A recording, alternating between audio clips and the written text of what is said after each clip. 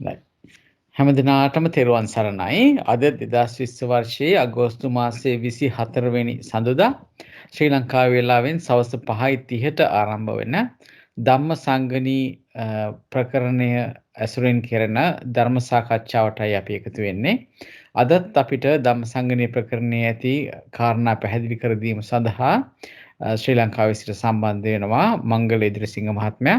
මංගල ඉදිරිසිංහ මහත්මයා ඔබතුමාව අපි මේ සභාවට ඉතාමත්ම ගෞරවයෙන් පිළිගන්නවා. ඒ වගේම ඔබතුමාට යොමු වෙනවා අද දවසට නියමිත දහම් කොටස අපිට මතු කර දෙන්න ලෙසට තෙරුවන් සරණයි. හැම දිනාටම තෙරුවන් සරණයි. අපි තෙරුවන් නමස්කාර කරලා සාකච්ඡාව ආරම්භ කරමු. සාදු සාදු සාදු. නමෝ තස්ස භගවතු අරහතෝ සම්මා සම්බුද්දස්ස. නමෝ තස්ස භගවතු අරහතෝ සම්මා සම්බුද්දස්ස. නමෝ තස්ස භගවතු අරහතෝ සම්මා සම්බුද්දස්ස. බුද්ධං සරණං ගච්ඡාමි ධම්මං සරණං ගච්ඡාමි සංඝං සරණං ගච්ඡාමි ဒ ුතියම්පි බුද්ධං සරණං ගච්ඡාමි ဒ ුතියම්පි ධම්මං සරණං ගච්ඡාමි ဒ ුතියම්පි සංඝං සරණං ගච්ඡාමි තතියම්පි බුද්ධං සරණං ගච්ඡාමි තතියම්පි ධම්මං සරණං ගච්ඡාමි තතියම්පි සංඝං සරණං ගච්ඡාමි සාදු සාදු සාදු. හොඳයි, අපි ගිය සතියේත් හේතුගොච්ඡකය ගැන කතා කළා දුක මාතිකා යටතේ. ඒ වුණාට එතනදී අපිට විදුලි බලය යන හිතින් වාගේ ප්‍රශ්න තිබුණු නිසා ඒක හරියට සිද්ධ වුණේ නැහැ කියන එකයි අදහස. ඒ නිසාවෙන් අපි අද දවසෙත් ඒක නැවත සාකච්ඡා කරලා බලමු. හොඳයි. මගේ ස්ක්‍රීන් එක ෂෙයා වෙනව නේද? ඔව් ෂෙයා වෙනවා. එහෙමයි ෂෙයා වෙනවා. හොඳයි. එහෙමනම් අපි කතා කරමින් හිටියේ අභිධර්ම මාතිකාවල දුක මාතිකා යටතේ තියෙන පළවෙනි ගොච්ඡකය. ඒකේ හේතු ගොච්ඡකයේ අපි කතා කරමින් හිටියේ. මම හිතනවා මෙතන හැමෝටම මතක ඇති කොහොමද මේ දුක මාතිකා තියෙන තැන කොතනද? ධම්මසංගණී ප්‍රකරණයේ ප්‍රධාන කොටස් හතරකට බෙදෙනවා. චිත්ත විභක්ති, රූප විභක්ති, නික්ෂේප රාශි, අට්ඨකථා කියලා, අතෝද්දාර කියලා. ඒකේ චිත්ත විභක්ති යටතේ පරිච්ඡේද කොටස් දෙකකට බෙදුණා. මාතිකා කොටාසයත් පදභාජනීය කොටාසයත් කියලා. ඒකේ මාතිකා යටතේ ඒක බෙදලා පෙන්නුවා අභිධම්ම මාතිකා කොටසකුත්, සුත්තන්ත මාතිකා කොටසකුත්. ඒකේ අභිධම්ම මාතිකා යටතේ නැවත කොටස් දෙකකට බෙදුණා තික මාතිකා කියලා. ඒ කියන්නේ පද තුනක් යටතේ විස්තර වෙන කාරණා. ඊට පස්සේ දුක මාතිකා කියලා වෙනම පරිච්ඡේද කොටසක් ආවා. ඒ කියන්නේ පද දෙක බැගින් වූ ධර්ම කරුණු විස්තර වෙන ආකාරය.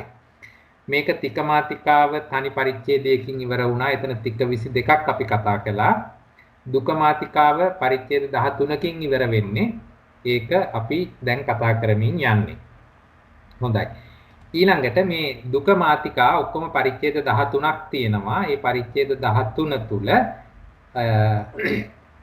පළවෙනි පරිච්ඡේදයේ හේතු ගොච්ඡකය, දෙවෙනි එක චුල්ලන්තර දුකය ආදී වශයෙන් මෙහි දක්වා තියෙන විදිහට ආසව ගොච්ඡකය, සංයෝජන ගොච්ඡකය, ග්‍රන්ථ ගොච්ඡකය, ඕග, යෝග, නීවරණ, පරාමාස, මහාන්තර, උපාදාන, කිලේශ, පිටි දුක කියලා මේ විදිහට පරිච්ඡේද 13ක් යටතේ ධර්ම කරුණු ගොනු කර පෙන්නනවා. ඒකේ විශේෂය තමයි ඒ ධර්ම කරුණු ගොනු කරන්නේ පද දෙක බැගින් ද්වික වශයෙන්. ඒ අනුව මම ගිය වතාවේ මේ ස්ලයිඩ් එක පෙන්නන වෙලාවේදී මෙන්න මෙතන 9 වෙනි සහ 10 වෙනි පරිච්ඡේද යටතේ දීලා තින ද්වික ගණන වැරද්දලා මම දීලා තිබුණේ. ඒක මේ විදිහට නිවැරදි විය යුතුයි. පරාමාස ගොච්ඡකයට ද්වික 5යි. ඒ අනුව පද 10යි. එක ද්වික එක පද දෙකයිනේ. දෙක බැගින් එහෙනම් ද්වික 5ට පද 10යි. මහාන්තර දුකයට එතන දුක 14යි. ඒ අනුව පද 28ක් එතන තියෙන්න ඕනේ. ඒ අනුව තමයි මුළු පද සංඛ්‍යාව ද්වික සංඛ්‍යාව 100කුත් ඒ අනුව පද සංඛ්‍යාව 200කුත් හැටියට යෙදෙන්නේ. කවුරු හරි කෙනෙක් ගිය වතාවේ මෙම ස්ලයිඩ් එකේ මේක මේ භාවිතයට අරන් තිබුණා නම් කරුණා කරලා මෙතන වෙනස් කරගන්න. ඒක මේ විදිහට නිවැරදි විය යුතුයි. හොඳයි. දැන් මේකේ අපි පළවෙනි ගොච්චකේ කතා කරන්න ගත්තා. දැන් මම එදා කලින් කියලා දුන්නා ඇයි ගොච්චක කියන්නේ එහෙම ඇයි දුකයෝ කියන්නේ කියලා. දැන් බලන්න පළවෙනි එක හේතු ගොච්චකය, දෙවෙනි එක චුල්ලන්තර දුකය. ඒ වගේම මෙතන දැන් මේ භාවිතා වෙලා තියෙනවා ගොච්චක කියන වචනයත් දුක කියන වචනයත්. මෙතන දුකයෝ අපිට පේනවා දෙවෙනි පරිච්ඡේදය චුල්ලන්තර දුකය. ඊට පස්සේ 10 වෙනි පරිච්ඡේදය මහාන්තර දුකය.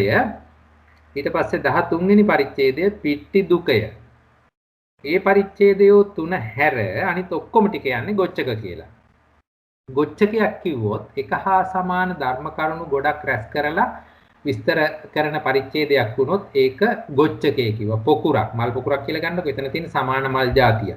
හරි ඒ වගේ සමාන ධර්ම කරුණු විස්තර වෙන තැනක් විස්තර වෙන පරිච්ඡේදයක් ආවොත් එතන ගොච්චකේ කියලා කිව්වා. අසමාන. එහෙම නැත්නම් වෙනස් ධර්ම කරුණු අරගෙන ද්වික වශයෙන් ඉදිරිපත් කරමින් ගොනු කරලා තිබිච්ච තැනක් තිබුණා නම් ඒකට කිව්වා දුකයෝ කියලා. ඒ විදිහට තමයි මෙතන මේ වචන භාවිතය සිද්ධ වෙලා තියෙන්නේ. අපි ඒක වඩා තේරෙයි මේක එකක් දෙකක් අරගෙන ඉස්සරහට විස්තර කරනකොට ඇයි මේකකට ගොච්චකේ කිව්වේ ඇයි මේකකට ගොච්චකේ නොකිය දුකය කිව්වේ කියන ඒවා තේරුම් ගන්න පුළුවන් වේවි. හොඳයි දැන් අපි පළවෙනිවත් ගොච්චකේ කතා කරන්න ගත්තේ ඒ කියන්නේ හේතු ගොච්චකය. හේතු ගොච්චකේ හැදිලා තියෙන්නේ ද්වික 6කින්. ඒ කියන්නේ දුකයෝ 6කින් ඒ අනුව පද 12ක් තියෙන්න ඕනේ. ඒකේ විස්තර වෙන්නේ මේ විදිහට. ඔව් මෙතන මම වැඩි විස්තරයක් දීලා තියෙනවා ගොච්චක ලෙස පරිච්ඡේද 10කුත් දුක ලෙස පරිච්ඡේද 3කුත් එක්කහුව වෙලා තමයි මුළු දුක මාතිකා යටතේ තියෙන පරිච්ඡේද 13 හැදිලා තියෙන්නේ. මේට අමතරව සුත්තන්ත මාතිකා සඳහාත් වෙනම ද්වික 42කින් යුතු පරිච්ඡේදයක් තියෙනවා. ඒ අනුව ද්වික 42ක් වුණොත් එතන සුත්තන්ත මාතිකාවට අයත් පද 84ක් තියෙනවා. මේ අනුව තමයි අභිධම්ම දුක මාතිකා පරිච්ඡේද 13කුත් සුත්තන්ත මාතිකා දුක පරිච්ඡේද 1කුත් වශයෙන් තමයි මුළු දුක පරිච්ඡේද ගාන 14ක් කියලා යම් තැනක සඳහන් වුණොත් ඒ සඳහන් වෙන්නේ ඒ විදිහටයි. හොඳයි. දැන් ඊට පස්සේ අපි විස්තර කරන්න ගමු මේ පළවෙනි ගොච්චකය කොහොමද හැදිලා තියෙන්නේ කියලා. මේ තියෙන්නේ පළවෙනි ගොච්චකයේ තියෙන ඒකේ දුක 6ක් විස්තර වෙනවා. ඒ අනුව එක දුකයකට මෙන්න පළවෙනි පදය මෙන්න දෙවෙනි පදය. ඒ ආදී වශයෙන් මෙතන ද්වික 6ට ද්වික කියලාත් කියනවා දුක කියලාත් කියනවා. දුක කියන්නේ දෙක කියන අදහසෙන් මෙතන මේ තියෙන ද්වික 6ට එකකට පද දෙක බැගින් පද 12ක් මෙතන තියෙනවා. උදාහරණයක් පළවෙනි දුකේ ආරම්භ බැලුවොත් ඒකේ පළවෙනි පදය හේතු ධම්මා දෙවෙනි පදය න හේතු ධම්මා. සරලයි. ඒ කියන්නේ මොනවද හේතු ධර්ම? හේතු නොවන ධර්ම මොනවද? එතකොට සියලුම සතර පරමාර්ථ ධර්මයෝ මේ ගොඩවල් දෙකට අපිට දාන්න පුළුවන්. හරි? පන්තියක් අරගත්තොත් කවුද ගෑනු ළමයි කවුද පිරිමි ළමයි. එතකොට ඒක වෙන් කරලා අරගන්න පුළුවන්. අර ඒ වගේ මෙතනත් මුළු පරමාර්ථ ධර්ම ටික මේ හේතු ධර්මය කියන පදනම යටතේ ඉඳගෙන අපි දෙකට බෙදුවා. හේතු ධර්ම හැටියට ගන්නෙ මොනවද? එහෙනම් අනිත් ඔක්කොම ටික හේතු නොවන ධර්ම. ඒ විදිහට. ඊළඟට මේ මුළු ගොච්චකය තුලම මේ පද 6 තුලම කතා කරන්නේ හේතු කියන ධර්මතාවයට මුල් තැන දීලා.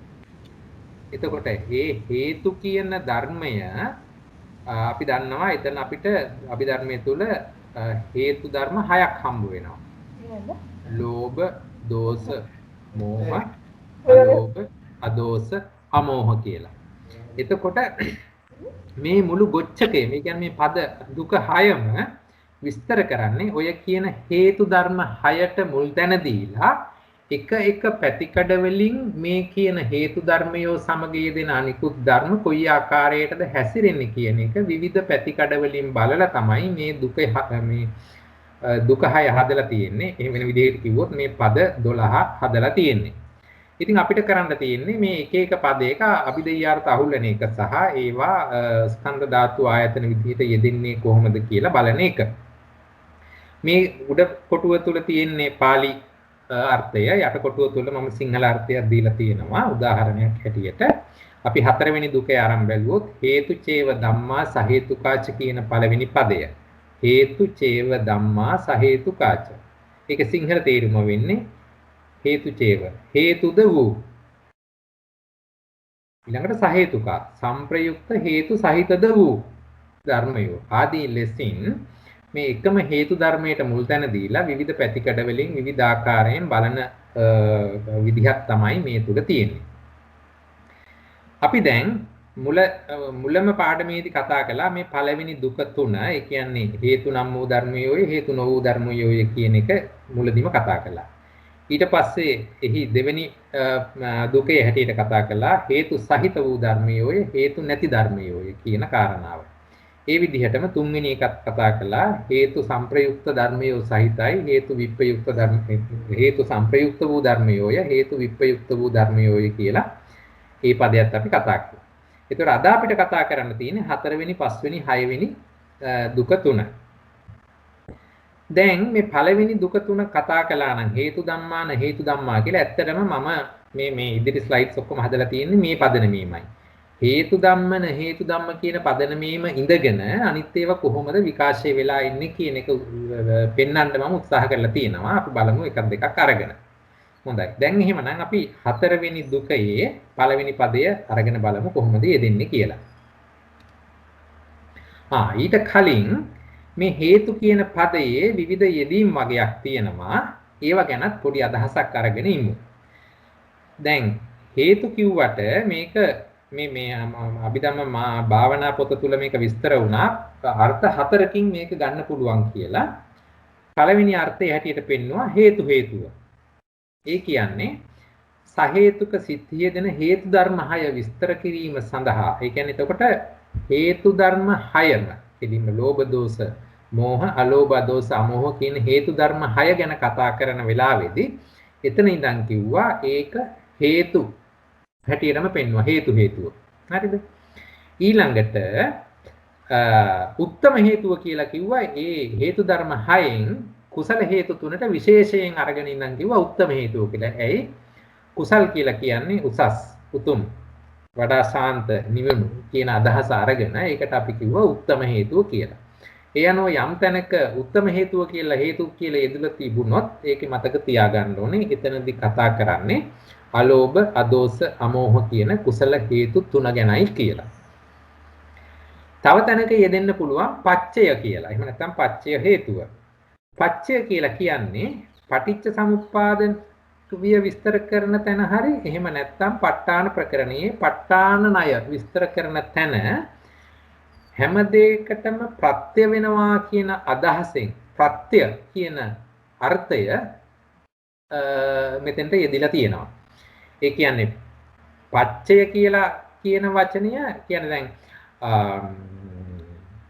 අවිද්‍යා පච්චය සංඛාරා. අවිද්‍යාව සංකාරයට හේතු වෙනවා කියන එක. එතකොට ප්‍රත්‍ය වෙනවනේ එතන වෙන්නේ. එතෙන්ට සමහර තැනකදී ඒක හේතුව හැටියට යෙදিলা තියෙනවා, යොදලා තියෙනවා. නමුත් එතනදී කතා කරනවා නම් පටිච්ච සමුප්පාදය හා ප ဋ ාණ ණය විස්තර කරන තැනකදී හේතුව කියලා කිව්වා නම් ඒ කියන්නේ ප්‍රත්‍ය වීම, පච්චය කියන අදහස කියන එක මතක තියාගන්න ඕනේ. ඊට අමතරව සාධාරණ හේතුව කියලා කියනවා. ඒ ඇවිල්ලා අවිද්‍යාදී පටිච්චසමුප්පාදාංග 12ට නමක්. ඒ කියන්නේ දැන් සාධාරණ හේතුව. ඒ කියන්නේ ඒක සාධාරණව යෙදෙන නිසා. අවිද්‍යා පත්‍ය සංඛාරා. යම් කිසි තැනක අවිද්‍යාව තිබුණා නම් ඒ අනුව තමයි ඊට සුදුසු සංස්කාරය හැදෙන්නේ. ඒක මිනිස්යාද, බල්ලාද, පූසාද කියන ප්‍රශ්නයක් නැහැ. ධර්මතාවය ඒකයි. හැමත සාධාරණ විදිහට ඒක බලපාන නිසා එවැනි තැනකදී ඒක විස්තර කළා සාධාරණ හේතුව කියලා. මේ විදිහට හේතුව කියන වචනය සුළු සුළු වෙනස්කම් සහිතව යම් යම් තැන්වල භාවිතා වෙනවගත් මතකයේ තියාගන්න ඕනේ. හොඳයි. දැන් අපි අපේ ගොච්චකයට යමු. දැන් මෙතන මේ තියෙන්නේ පළවෙනි දුකය. මේ තියෙන්නේ ඒ කියන්නේ හේතු ධම්මා න හේතු ධම්මා. දෙවෙනි දුකේ තමයි සහේතුකා ධම්මා අහේතුකා ධම්මා. තුන්වෙනි දුකේ තමයි හේතු සම්පයුක්තා ධම්මා හේතු විප්පයුක්තා ධම්මා. මේ පද තුනම අපි මුල් පාඩමේදී කතා කළා. දැන් අපිට තියෙන්නේ මේ පද තුනේ යෙදිලා තියෙන ඒ පදයෝ එකිනෙක ගලපලා ගොඩනගාගත්තු තවත් පද හයක් තමයි අපිට ඉදිරියේදී හම්බ වෙන්නේ 4 වෙනි 5 වෙනි සහ 6 වෙනි දුකය හැටියට. අපි එකක් බලමු උදාහරණයක් කොහොමද කියලා. මේ බලන්න. 4 වෙනි දුකයේ පළවෙනි පදයේ හැදිලා තියෙන්නේ හේතු ධම්මා කියන පදයක් සහේතුකා ධම්මා කියන පදයක්. ඒ කියන්නේ පළවෙනි දුකයේ පළවෙනි පදයක් දෙවෙනි දුකයේ පළවෙනි පදයක් එක්කහු කරලා හදලා තියෙනවා හේතු චේව ධම්මා සහේතුකාච. හේතුද වූ සහේතුකද වූ ධර්ම කියලා අපිට කියන්න පුළුවන්. එතකොට දැන් අපි පළවෙනි දුකය තුල අපි හේතු ධම්මා හේතු ධම්මා තුල හේතු ගැන කතා කළා, හේතු ගැන කතා කළා. දෙවෙනි දුකය තුල සහේතුක ධම්මා හේතුක ධම්මා තුල සහේතුක ධර්ම කතා කළා, අහේතුක ධම් කතා කළා. දැන් එතකොට ඉතින් මේ පද දෙකක් එක්කහු කළයි කියලා ඉතිරි ඒවා අමාරු නැහැ. ඒ පද දෙක එකතු වුණාම කොහොමද ධර්මතාවයෝ දිහා යෙදෙන්නේ බැලින්නේ කියලා තමයි දැන් අපි සාකච්ඡා කරන්නේ. ඒ විදිහට අපි ඉස්සෙල්ලා බලමු අනිත් පදත් කොහොමද හැදුනේ කියලා. අන්න බලන්න. සහේතුකා චේව ධම්මා නච්ච හේතු. මේ පාළියේ යෙදීම ගැන කලබල වෙන්න එපා. නමුත් එතන බලන්න සහේතුකත් වූ නමුත් හේතු නොවූ. අන්න එතකොට ඒක කොහොමද හැදුනේ? පළවෙනි දුකයේ දෙවෙනි පදයක් දෙවෙනි දුකයේ පළවෙනි පදයක් එකහු කරගලා හැදුව අලුත් පදයක් සහේතුකා චේව නච්ච හේතු කියලා. ඒ විදිහට තමයි මෙහි විස්තර වෙන මේ අනිත් හැම පදයක්ම හැදිලා තියෙන. අපි ඒවා එකින් එක විස්තර කරලා බලමු ඒ වෙලාවේදී. හරි. මේ විදිහට මේ හැම පදයක්ම හැදිලා තියෙන්නේ මුල දුක තුනෙන් යම් ආකාරවලට ගලපලා අරගෙන තමයි ඉතුරු 4 5 6 කියන දුකයන්ගේ පද ගලපලා තියෙන්නේ. හොඳයි. ඊට පස්සේ අපි බලමු දැන් 4 වෙනි දුකයේ පළවෙනි පදය.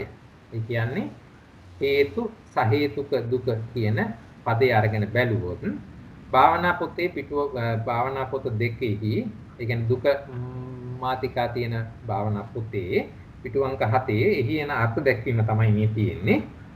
හේතු චේව ධම්මා සහේතුකාච කියනකොට එතන අර්ථ දීලා තියෙන්නේ හේතු චේව හේතු නම් වූද සහේතුකාච හේතු ධර්මයන් සමග යෙදුනා වූද නිස්සතනි ජීව පරමාර්ථ ධර්මියෝ ඇත්තාහ.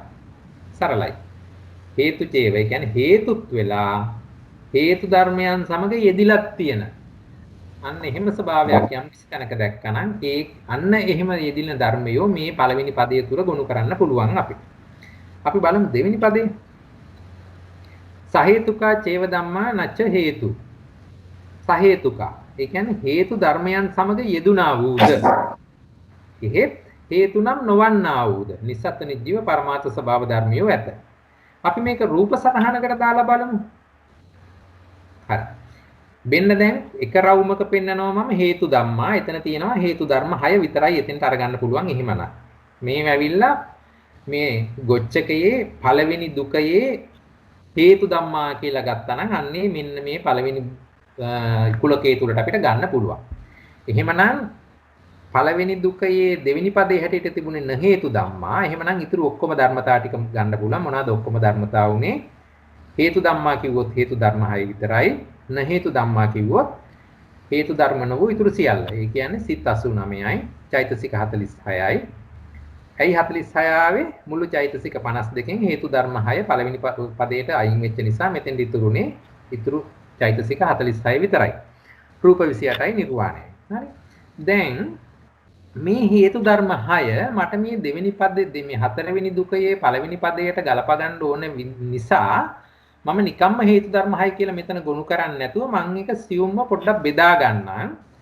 මේ කියන හේතු ධර්ම 6 සමහර වෙලාවක තියෙනවා ඒකට මිශ්‍ර වෙලා. ඒ කියන්නේ අඩුම තරමින් හේතු දෙකක්වත් යෙදෙන අවස්ථා තියෙනවා. ත්‍රි හේතුක සිතක් නම් හේතු තුනම යෙදෙන අවස්ථා තියෙනවා. අපි ගත්තොත් මෝහ මූලික සිත අරගත්තොත් මෝහ මූල විචිකිච්ඡා සහගත සිත හරි උද්ධච්ච සහගත සිත හරි ගත්තොත් එතන තියෙන්නේ මෝහය විතරයි. එහෙමනම් එවැනි ස්වභාවයකදී ඒ කියන්නේ මෝහ මූල සිතේ තියෙන්නේ එකම එක හේතු ධර්මයයි ඒ කියන්නේ මෝහය කියන හේතු ධර්මය ඒ කෙනා ඉන්නේ තනියම හේතු ධර්මියෝ වෙන කිසිවක් එයාට නැහැ.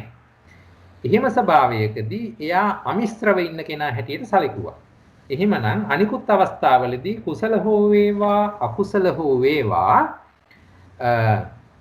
දු හේතුක හෝ වේවා ත්‍රි හේතුක හෝ වේවා ඒ අවස්ථාවේදී එතනදී ඉන්නවා අඩුම හේතු ධර්ම අඩුම තරමින් දෙන්නෙක් ඉන්නවා. එහෙමනම් අපිට අන්න එයාව කතා කරන්න පුළුවන් හේතුත් වෙලා සහේතුකත් වෙන කියලා. ඒකේ අනිත් පැත්ත අරන් බැලුවොත් සහේතුකා චේව ධම්මා නච්ච හේතු කියලා කිව්වනම් අපිට මේක තවත් ඕනනම් විස්තර කරලා දෙන්න පුළුවන් මට.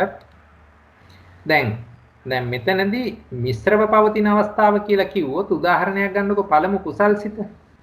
ඒ කුසල්සිතේ තියෙනවා ඒක ඥාන සංපයුක්ත කුසලයක් නිසා ත්‍රි හේතුකයි. පළමු කුසල්සිත කියලා මම අරගත්තේ සෝමනස්ස සහගත ඥාන සංපයුක්ත අසංකාරික කුසල්සිත. ඒ කුසල්සිතේ ඥාන සංපයුක්ත නිසා කුසල හේතු තුනම යෙදෙනවා. අලෝභය, අදෝසය, අමෝහය වෙනත් සෝබන චෛතසිකක් තියෙනවා. මම දැන් මෙතනදී අරගන්නම් ඒ කියන අලෝභය, අදෝසය, අමෝහය කියන තුන් දෙනා මේ අලෝභය කියන එක්කෙනා තනියම මම අරගත්තොත් එයා හැම වෙලාවකම ඉන්නේ මේ සිත තුල ඉන්නේ අදෝසයයි අමෝහයයි එක්ක. එහෙනම් අලෝභය කියන එක්කෙනා හේතුවක්. ඊට අමතරව මේ දෙන්න එයත් එක්ක ඉන්න නිසා මෙයා සහේතුක වෙලා තියෙනවා. එහෙමනම් මේ පදයට ගැලපෙනවා. හේතුත් වෙලා සහේතුකත් වෙලා ඉන්නවා. ඊළඟට අදෝසය ගත්තොත් අදෝසය කියන්නේ හේතුවක්. එයා හේතුවක් ඒක හරි. ඊළඟට අදෝසය ඉන්නේ අලෝභයයි අමෝහයයි එක්ක. එහෙමනම් අදෝසයත් තවත් හේතු ධර්ම සමග ඉන්නේ. එහෙනම් සහේතුකයි. හරි. එහෙමනම් අදෝසය කියන එක්කෙනත් මේ පදේ මේක අපූර්වට ගැලපෙනවා. හේතු චේව ධම්මා සහේතුකත්. හේතුත් වෙලා සහේතුකත් වෙනවා. ඒ විදිහම තමයි අමෝහයත්. මේ එකම සිත තුළ යෙදිලා තියෙන ස්වභාවය අනුව ඒගොල්ලෝ හේතුත් වෙලා සහේතුකත් වෙනවා කියලා අපිට කියන්න පුළුවන්. මෙන්න මේ වාගේ සියුම් බෙදීමක් තමයි මෙතනදී ඉදිරිපත් කරලා තියෙන්නේ. ඒ අනුව මේක මහා අමාරු වැඩක් නෙමෙයි. අර කලින් හේතු ධම්මා කියලා හේතු 6 තනියම පෙන්නපු එක දැන් අපි ඒක දෙකට කඩලා පෙන්නවා. ඒ කියන හේතු මිශ්‍ර වෙලා පවතින අවස්ථාවේ කොහොමද යෙදෙන්නේ? අමිශ්‍රව පවතින අවස්ථාවේ මොකද යාගේ ස්වභාවය? ඒ தත්ත්වය පෙන්වන්නේ. හරි. ඊළඟට මෙතනදී දෙවෙනි පදේ ආරම්භ බැලුවොත් සහේතුක චේව ධම්මා නච හේතු. එතනදී දැන් අර පළවෙනිම පදේ අපි අරගත්තනේ හේතු ධර්ම 6 වෙන් කළා න හේතු ධම්මා 89 46 28 කියලා. ඒකෙදි ඒකත් මම මේ විදිහට මේ පදයට ගැලපෙන ආකාරයට දෙකට කඩාගත්තොත් මෙතන තියෙන්න ඕනේ සහේතුක චේව ධම්මා නච හේතු. සහේතුක ධර්ම ටික වෙනම කඩාගත්තා. සහේතුක නොවන ධර්ම ටික වෙනම කඩාගත්තා. හරිද? සහේතුක වෙන්නේ මෙතනින් මේ සිත් 89 තුලින් සහේතුක වෙන්නේ සහේතුක සිත් 71යි. ඒ තුල වෙදෙනවා චෛතසික 46ක්. ඒ ටික ඇයි 46 වුනේ? ඊතුරු 52කින් මේ හේතු 6 අයින් කරපුවාම ඊතුරු 46 තමයි මෙතෙන් කරගත්තේ. එතකොට හේතු විප්‍රයුක්ත ධර්ම හැටියට තියෙන්නේ හේතු යෙදෙන්නේ නැති ධර්ම හැටියට තියෙන්නේ අහේතුක සිත් 18යි.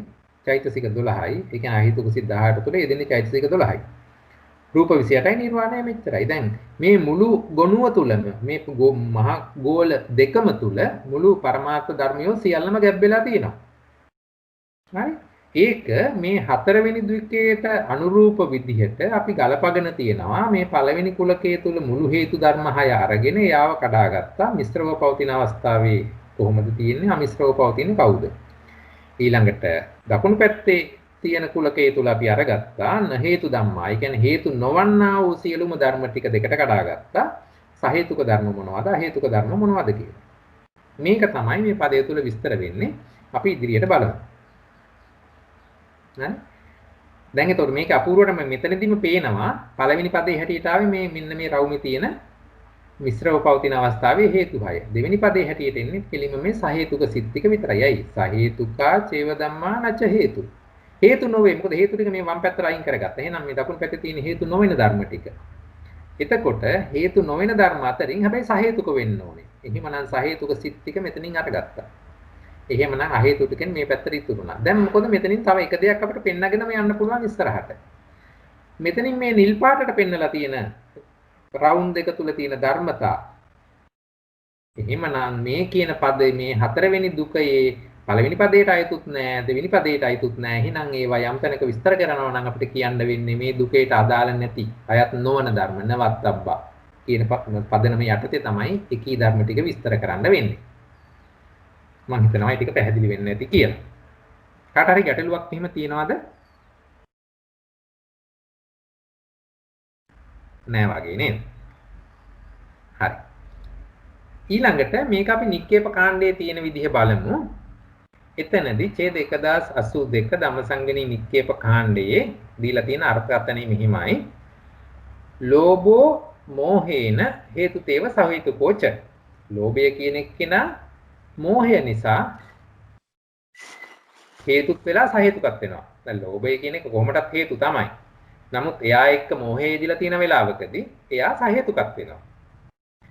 ඒ වගේම තමයි මෝහෝ ලෝභේන හේත්‍යව සහේතුකෝච. යම් කිසි සිතක මෝහයයි ලෝභයයි දෙක යෙදලා තියෙනවා නම් මෝහය කියන එක්කෙනා ලෝභය නිසා සහේතුක වෙනවා. එහෙමනම් එයා හේතුත් වෙලා සහේතුකත් වෙන ධර්මයක් බවට පත් වෙනවා. මේ විදිහටම අනිකුත් අවස්ථාත් අපිට ඉදිරිපත් කරන්න පුළුවන්. දෝෂයයි මෝහයයි යෙදෙන අවස්ථාව, මෝහයයි දෝෂයයි යෙදෙන අවස්ථාව. එතකොට කුසල සිතකදී නම් අලෝභ දෝස මෝහ තුනම යෙදෙන අවස්ථාව. එතකොට දු හේතුක වුණොත් ඒ විදිහට යෙදෙන මේ විදිහට මේක ගොඩාක් ආකාර වලින් ඉදිරිපත් කරලා තියෙනවා මෙතන. කොහොමද එක්කෙනෙක් එක හේතු ධර්මයක් අනිත් එක්කෙනත් සමග මිශ්‍ර වෙලා ඉන්න වෙලාවේදී එයා සහේතුක වෙනවා. එහෙමනම් ඒ ස්වභාවය A B නිසා සහේතුකයි, B A නිසා සහේතුකයි. අන්න ඒ විදිහට ඒ හේතු ධර්මය එයත් එක්ක ඉන්න අනිත් හේතු ධර්මයේ නිසාවෙන් සහේතුක වීම කරන කොටගෙන මේ කියන පදයට ගැප් කරන්න පුළුවන් කියන අර්ථය තමයි එතනදී දීලා තියෙන්නේ. හරි. ඊළඟට අට කතා කාණ්ඩයේ විස්තරය අරගෙන බැලුවොත් ඡේද 1446 කතමේ ධම්මා හේතුචේව සහේතුකාච්ච කියලා යත්ත ද්වේ තයෝ හේතු ඒකතෝ උපජ්ජಂತಿ. හේතු ධර්ම දෙකක් හරි තුනක් හරි එකට ඉපදුනා නම් අන්න ඒවයි මේ ධම්මා හේතුචේව සහේතුකාච්ච. අන්න ඒ ධර්මයෝ හේතුත් වෙලා සහේතුකත් වෙන ධර්මයෝ වෙනවා. සිංහල අර්ථය ඉදිරිපත් වෙනවා. හේතු වූද සංප්‍රයුක්ත හේතු සහිත වූද ධර්මයෝ කවර දෙයක් යම් තැනක දෙතුන් හේතු කෙනෙක් දෙතුන් හේතු කෙනෙක් එක්වට උපදනාහු වෙද්ද මේ ධර්මයෝ හේතුද සංප්‍රයුක්ත හේතුවෙන් සහේතුකද වෙත්. මෙතන සංප්‍රයුක්ත කියන වචනේ විශේෂයෙන් ඉතින් ඇවිල්ලා තියෙනවා. මොකද මේවා නාම ධර්ම. නාම ධර්ම වුණා නම් ඒක අර සතර සංප්‍රයෝග ලක්ෂණයෙන් අනිවාර්යෙන් යුක්තයි. ඒක උප්පාද, ඒක නිරෝධ, ඒකාලම්බන, ඒක වත්තුක කියන සතර සංප්‍රයෝග ලක්ෂණයෙන් යුක්තයි. ඒ ස්වභාවය මෙතනත් ඉදිරිපත් කරලා තියෙනවා. ඊළඟට අපි දෙවෙනි පදේ අරගෙන බැලුවොත් ඒ කියන්නේ හේතු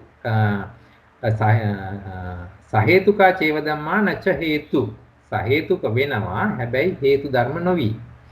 එතකොට වෙන්න තියෙන්නේ තේහි ධම්මේහි ඒ ධම්ම තේහි ධම්මේහි කියලා කියන්නේ අපි දැන් හේතු ධර්ම 6 පැත්තකට අයින් කළානේ. එහෙමනම් ඊතුරු ධර්මයන් අතරින් යේ ධම්මා සහේතුකා තේ ධම්මේ තපෙත්වා මේ කියන්නේ එකට මිශ්‍ර වෙලා ඒ කියන්නේ දැන් පළවෙනි පදයෙන් මෙතන කිව්වේ යත්ත ද්වේතයෝ හේතු ඒකතෝ උප්පජ්ජන්තිනේ. ඒ කියන්නේ එකට උපදිනා හේතු කියන ටිකනේ. මෙතනදී එතකොට තේහි ධම්මේහි ඒ කියන්නේ ඒ කියන ධර්මතා ටික එකට දෙකක් තුනක් වශයෙන් සහේතුකව එක තැන එකට ඉපදිලා තියෙන හේතු ධර්ම ටික අයින් කරලා ඊතුරු ධර්ම ටික අරගත්තොත් ඒ කියන්නේ සිත් 89යි චෛතසික 46යි රූප 28යි නිර්වාණයයි කියන ධර්මතා ටික අරගෙන ගත්තොත් අන්න ඒ ධර්ම සම්බන්ධයෙන් තමයි මෙතන කතා කරන්නේ. එතකොට ඒක නික්කේප කාණ්ඩයේ අර්ථකථනය දෙන්නේ තේහි ධම්මේහි යේ ධම්මා සහේතුකා තේ ධම්මේ තපෙත්වා වේදනක්ඛන්தோ ප්‍රියාලං විඥානක්ඛන්தோ ඉමේ ධම්මා සහේතුකා චේව නත හේතු. හරි. දැන් මෙතනදී සහේතුකා චේව නච හේතු මෙතන පෙන්වන්නේ වේදනාකන්தோ පෙය්‍යාලං විඥානකන්தோ විතරයි. ඇයි? මෙතනදී සහේතුකත් වෙලා හේතු නොවෙන්නේ පැහැදිලිවම නාම ධර්ම විතරයි. හරි? එතකොට අපිට මෙතන පෙන්වන්නේ ඒ ස්වභාවය පමණයි. කවර ධර්මියෝ සහේතුකද නොද හේතුද වෙත්ති දෙයක්.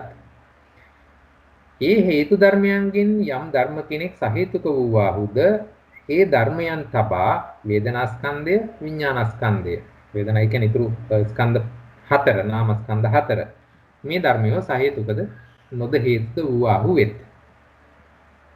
මම හිතනවා මේක මම රූප සටහනේ පෙන්නුවා එක පැහැදිලි ඇති. යම් කෙනෙකුට පාලි පාඨ හරියට මේ වචන ගැලපුම හරියට තේරෙන්න අමාරු නම් තාම විෂයට අලුත් නම් රූප සටහන වගේනුත් මම පෙන්නුවේ ඒකයි. ඊළඟට දෙවෙනි පදේ අට කතා කාණ්ඩයේ පද විස්තරය අරගෙන බැලුවොත් චතුසු භූමියසු කුසලං ඒ කියන්නේ කුසල් සිත් 21යි. අකුසලං අකුසල් සිත් 12යි. කාමාවචරස්ස විපාකතෝ අහේතුකේ චුත්තුප්පාදේ තපෙත්වා.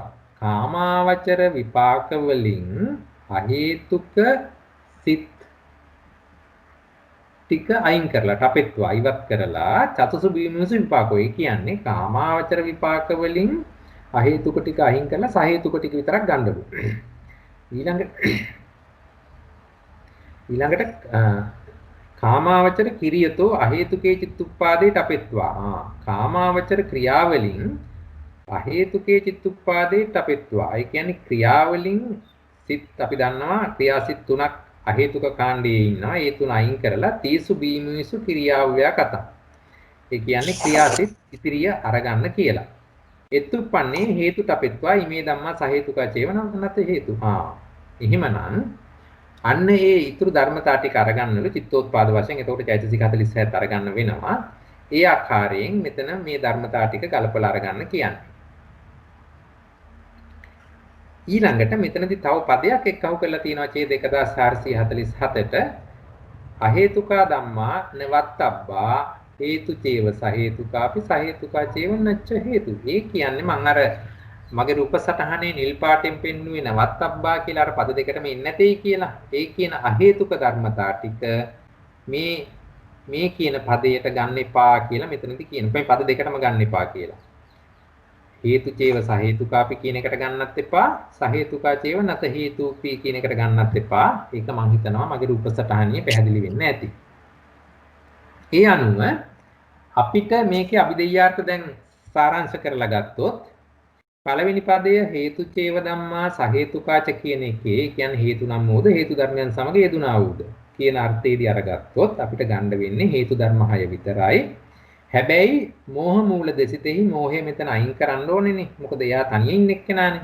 මිශ්‍ර වෙලා නැහනේ. ඒ නිසාවෙන් මෙතන හේතු ධර්ම 6 කිව්වහම මෝහය ගැන සැලකද්දී ලෝභ මූල දෙසිතෙහි මෝහය අයින් කරලා ඊතුරු කොටස විතරයි මෙතෙන්ට අපිට පළවෙනි පදයේ අභිධේයාර්ථ හැටියට ගන්න තියෙන්නේ. දෙවෙනි පදයේ අභිධේයාර්ථ හැටියට ගන්නකොට අහේතුක ධර්ම ටික අයින් කරලා ඉතිරි සහේතුක ධර්ම ටික තමයි ගන්න වෙන්නේ. ඉතිරි කියලා කිව්වේ හේතු ධර්ම 6 හැර ඉතිරි සහේතුක ධර්ම ටික. එතකොට සහේතුක සිත් 71යි එහි යෙදෙන චෛතසික 46යි. චෛතසික 46 ගුණේ හේතු ධර්ම 6 වර්ජිත නිසා. හොඳයි. එහෙමනම් පළවෙනි පදයේ හේතු ධර්ම 6 කියලා අපි අහිඳගත්ත අභිධේයාර්ථයෝ මෝහ මූල දෙසිතෙහි මෝහය වර්ජිත හේතු ධර්ම 6 ස්කන්ධ ආයතන ධාතු සත්‍ය හැටියට බෙදපුවාම මේක සරලයි. ස්කන්ධ එකයි මේ හේතු ධර්ම 6ම සංස්කාර ස්කන්ධය. ආයතන එකයි ධම්මායතනය. ධාතු එකයි ධම්ම ධාතුව.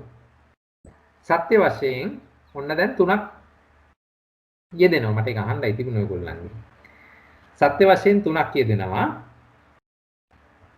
කාට හරි කියන්න පුළුවන්ද මොනවාද සත්‍ය වශයෙන් යෙදෙන තුන කියලා? හේතු ධර්ම 6. ලෝභ දෝෂ මෝහ, අලෝභ දෝෂ අමෝහ.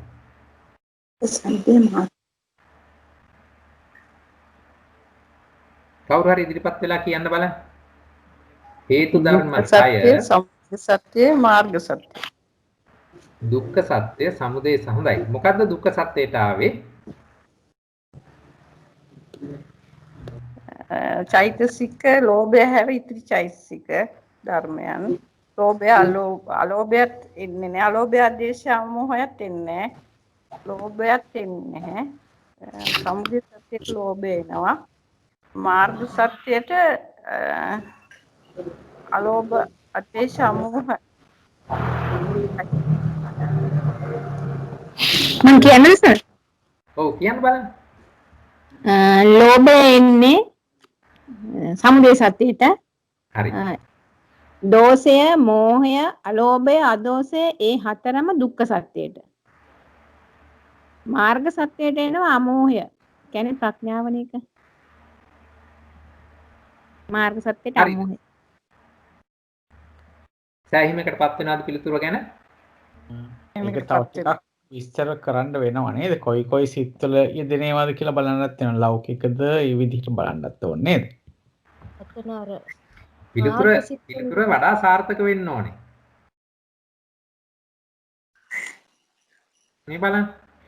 මෙතන ධර්මතා කියද්දී දුක්ඛ සත්‍ය කියනකොට නිකම්ම ලෝභය වර්ජිත හේතු පහ කියලා කියන්න බෑ. ඒක ලෞකික සහේතුක සිත් 63 යෙදෙන ලෝභය වර්ජිත හේතු ධර්ම පහල කිව්වා නම් වඩා සාර්ථකයි. මොකද ඒ කියන ඊතුරු හේතු ධර්ම උදාහරණයක් අමෝහය ගත්තොත් අමෝහය ලෝකෝත්තර සිතේ තියෙනවා. එතකොට ඒක දුක්ඛ සත්‍ය නෙමෙයිනේ. ඒ විදිහට. එහෙනම් හැබැයි සමුදය සත්‍ය කියද්දි බය නැතුව කියන්න පුළුවන් ලෝභයේ සමුදය සත්‍ය ඒක දෙලින්ම එනවා කියලා. මොකද එතනදී ආයේ ලෞකිකද ලෝකෝත්තරද එහෙම වෙන්නේ නැහැ. මොකද සමුදය සත්‍ය ලෝභයේ අකුසල් සිත් කිසි අකුසල් චෛතසික කිසි වෙලාවක ලෝකෝත්තර පැත්තේ යන්නේ නැහැ. කාමාවචරමයි. එයාට බය නැතුව කියන්න පුළුවන්. නමුත් ඉතිරි ඒවා සලකද්දී පැහැදිලිව මේ එක එක්කෙනාගේ ස්වභාවය හරියට කියන්න ඕනේ. ඒ විදිහටම මාර්ග සත්‍ය කතා කරද්දී සතර මාර්ග සංප්‍රයුක්ත වූ අමෝහය. අමෝහ හතර දෙනා. එතකොට එයා තමයි මාර්ග සත්‍යයට එන්නේ. එයි අපි මාර්ග සත්‍ය කියලා හැම වෙලාවෙම සලකන්නේ මාර්ගාංගයට විතරයි. එහෙමනම් අනිකුත් සෝබන එහෙම නැත්නම් කුසල හේතු තුනෙන් අමෝහය විතරයි මාර්ග සත්‍යයට එන්නේ. ඉතුරු දෙන්න එම මාර්ගසිතේ තියෙනවා තමයි. නමුත් එයා ඒ දෙන්න මොනවද යන්නේ? සත්‍ය විනිර්මුක්ත ධර්ම හැටියට පෙන්වන්න ඕනේ. ඒ අනුව සත්‍ය විනිර්මුක්ත ධර්ම හඳුන්වද්දී සතර මාර්ග සංප්‍රයුක්ත වූ අලෝභ දෝෂ යන හේතු ධර්ම දෙක සහ ඒ කියන්නේ මාර්ගසිතේදී අමෝහය මාර්ග සත්‍යයට යනවා. එතකොට එතන තියෙන අනිකුත් හේතු ධර්ම හය මොකද දැන් මෙතනදී අභිදේයාර්ථ හැටියට අපි ඇහුවේ චෛතසික 6 විතරයි. එහෙමනම් ඒක තමයි මේ යටත් අපිට බෙදලා දක්වන්න ඕනේ. එතකොට මේ චෛතසික 6න් අකුසල චෛතසික තුන අකුසල හේතු ධර්ම තුන පළවෙනි දුක්ඛ සත්‍ය සහ සමුදය සත්‍ය අතර සියල්ල බෙදී යනවා. මෙතන එතකොට කුසල ධර්ම වලින් ලෞකික සිත් වලට යනවා කුසල හේතු තුනේ දුක්ඛ සත්‍ය යටතට. එතකොට ඉතුරුනේ කුසල හේතු තුන ලෝකෝත්තර සිත් වලට. ඒකෙන් අමෝහය කියන කුසල හේතුව මාර්ග සත්‍යයට යන අතරේදී අලෝභ දෝෂ කියන කුසල හේතු දෙක සත්‍ය විනිර්මුක්ත ධර්ම හැටියට යන්න ඕනේ මාර්ගසිතේදී. හරිද? ඒ වගේම ඵලසිත අරගත්තොත් ඵලසිතේදී අලෝභ අදෝෂ අමෝහ යන කුසල හේතු ඒ කියන්නේ අව්‍යාකට හේතු තුනම සත්‍ය විනිර්මුක්ත වෙන්න ඕනේ. අපිට අනිකුත් ධර්මතා ගැන කතා කරන්න අවශ්‍ය නැහැ මෙතනදී. මොකද අපිට අභිදේයාර්ථ හැටියට අපි අහුල්ලා තියෙන්නේ චෛතසික 6ක් විතරයි. එහෙමනම් ඒ චෛතසික 6 දුක්ඛ සත්‍ය, සමුදය සත්‍ය සහ මාර්ග සත්‍ය අතරදී මේ ආකාරයෙන් විදිලා යනවා. එතකොට සත්‍ය විනිර්මුක්ත ධර්ම හැටියටත් තියෙන කොටස යටින් පෙන්නලා තියෙනවා. මේ විදිහට ඒක වඩා නිවැරදිව ඉදිරිපත් වෙන්නට ඕනේ. හරි. ඊළඟට අපි දෙවෙනි පදේ අරගත් එතන මම හිතනවා පැහැදිලි ඇති නේද? හරි. ඊළඟට අපි බලමු දෙවෙනි පදේ. හතරවෙනි දුකයේ දෙවෙනි පදය ඒ කියන්නේ සහේතුකාචේව ධම්මා නච හේතු ඒ කියන්නේ හේතු ධර්මයන් සමග යෙදුනා වූද ඒත් හේතු නම් නොවන්නා වූද ධර්මයෝ කවුද? එතනදී අපිට හිඳ ගන්න පුළුවන් උනේ අපි දෙයාර්ථ හැටියට සහේතුක සිත් 71යි චෛතසික 46යි. හරිනේ. එතකොට මේ සහේතුක සිත් 71යි චෛතසික 46යි කියන එක ස්කන්ධාදී වේදයෙන් බෙදලා බලනකොට අපිට එනවා ස්කන්ධ හතරක්. මෙතන නාම ධර්ම හතරක්නේ තියෙන්නේ. රූප ධර්ම නැහැ. එහෙනම් ස්කන්ධ වශයෙන් පැහැදිලිවම හතරයි. ඒ කියන්නේ නාමස්කන්ධ හතර. ආයතන හැටියට මෙතන තියෙන්නේ නාම ධර්ම විතරයි. එහෙනම් ධම්මායතනෙ සහ මනායතනෙ කියලා ආයතන දෙකක් ගොනු කරන්න පුළුවන්. ධාතු හැටියට මෙතන සිත් තියෙනවා 71ක්. ඒ අනුව මනෝ විඥාන ධාතු සහ ධම්ම ධාතු හැටියට ගලපන්න පුළුවන්. මේකේ මොනවද මනෝ විඥාන ධාතුවට යන්නේ කියලා කියන්න පුළුවන්ද? සහේතුක සිත් 71. සහේතුක සිත් 71ම යනවා. මොකද මෙතන අහේතුක නැති නිසා අපිට චක්කු විඥාන ධාතු ආදී වශයෙන් ගණන් කරන්න අවශ්‍යතාවයක් නැහැ. මේවා මෙතන නැහැ. හරි. දැන් සත්‍ය වශයෙන් දෙකයි. ඒ මොනවද? කොහොමද සත්‍ය වශයෙන් දෙක? හරි. එතකොට අර ඉස්සෙල්ලා වගේ ඕන දැන් මේ ගලපන්න මොනවද කොයි පදනමේද දුක්ඛ සත්‍යයට යන්නේ කොයි පදනමේද මාර්ග සත්‍යයට යන්නේ කියලා ඒ ගැලපීමට හුරු වෙන්න ඕනේ. ඒ අනුව දුක්ඛ සත්‍ය හැටියට යන්නේ හැම වෙලාවෙම ලෞකික සහේතුක සිත් 63යි සත්සම්පයුක්ත චෛතසික 46යි. අපි දෙයියත් දිහා බලලා ගලප ගන්න ඕනේ. මාර්ග සත්‍ය හැටියට යන්නේ සෝවාන් ආදී සතර මාර්ග සම්පයුක්ත සම්මාදිට්ඨි වර්ජිත මාර්ගාංග 7 දෙනෙක් වරද්ද. එයි මෙතන මම සම්මාදිට්ඨි වර්ජිත කියලා අරගත්තේ මේ තුල චෛතසික 46 ගත්තේ හේතු ධර්ම ටික අයින් කරලා. එහෙනම් මේ අභිධර්ම තුල හේතු ධර්ම 6 නැහැ. ඒ කියන්නේ සම්මාදිට්ඨිය මොහ චෛතසිකය එතන නැහැ. එහෙනම් මෙතන මාර්ගාංග හැටියට මට ගන්න වෙන්නේ 7යි. එතකොට 7 දෙනෙක් වරක් පළවෙනි ධානය යටතේ 7 දෙනෙක් වරක්ද සම්මා සංකප්ප වර්ජිත මාර්ගාංග 6 දෙන 4 වරක්ද යන ධර්මතාවයේ ධර්ම සියලු ධර්මයෝ මාර්ග සත්‍ය හැටියට ගන්න පුළුවන්. ඊළඟට අතිරික්ත චිත්තෝත්පාදයේ වරගනිද්දී මෙතන චෛතසික 36න් පටන් ගත්තා නම් ඒ තුල එදෙන මාර්ගාංග 7යි න්යාවයි මට. ඒ 7 අයින් කළා. ඊට අමතරව හේතු චෛතසික 36න් මම පටන් ගත්ත නිසා හේතු ධර්ම තුනක් මෙතනින් අයින් කළා. අලෝබද්දෝ සමෝහ කියලා. ඊළඟට සිත එක්කව කරපුවාම 27යි. අතිරික්ත මාර්ග චිත්තෝත්පාදය 27යි. ඵල චිත්තෝත්පාදය 34යි යෙදෙන්නේ. චෛතසික 36න් අදෝ සමෝහ කියන අව්‍යාකත හේතු තුන අයින් කරපුවාම සිත එක්කව කරපුවාම 34යි. ඒ සත්‍ය විනිමුක්ත ධර්මය කියලා ගන්න වෙනවා. ඒක පැහැදිලිද? හරි.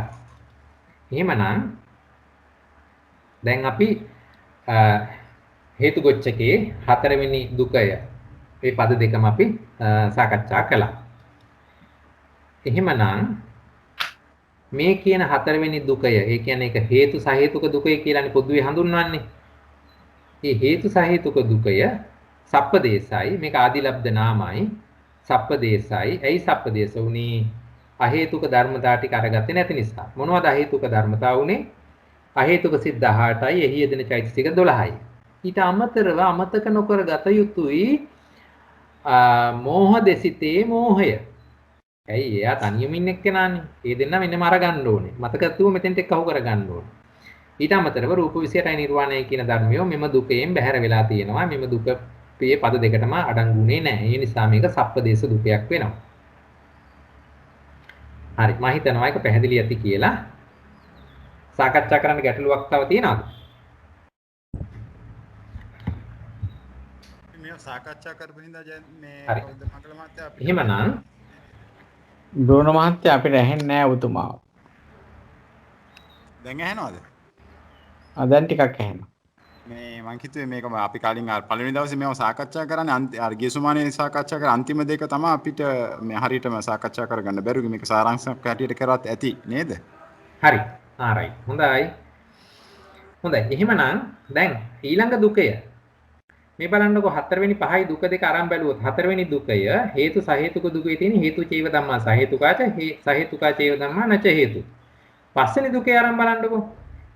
ඒකේ තියෙන්නේ පොදුවේ කතා කරන්නේ හේතු සංපයුක්ත දුක කියන නමින්. ඒකේ තියෙන පළවෙනි පදේ තමයි හේතු චේව ධම්මා හේතු සංපයුක්තාච.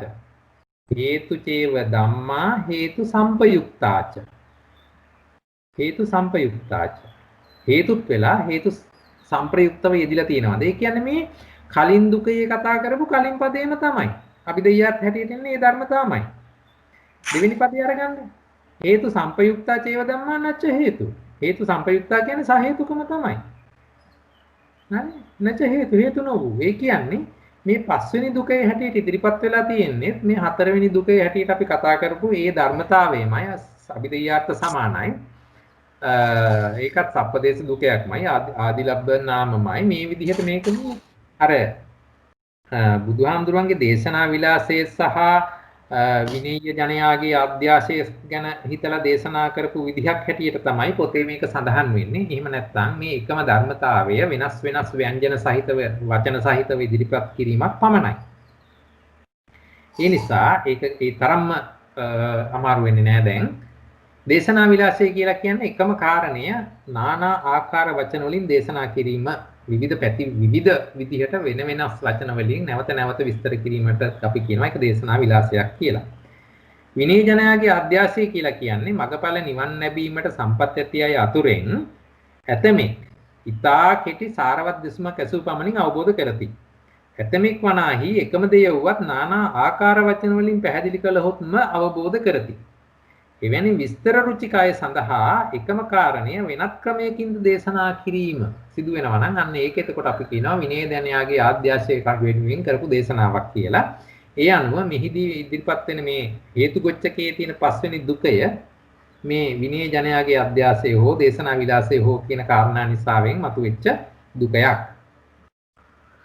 එහෙත් ඒකෙදිත් එහෙනම් ඒ විදිහටමයි ඉතින් තියෙන්නේ. මොකද සහේතුකා කියලා කිව්වොත් හේතු සම්පයුක්තාත් කියලා කිව්වොත් එකම අර්ථය යෙදෙන නිසා. ඒ අනුව ඒකෙත් මේ පද ඒ විදිහටම තමයි යෙදෙන්නේ.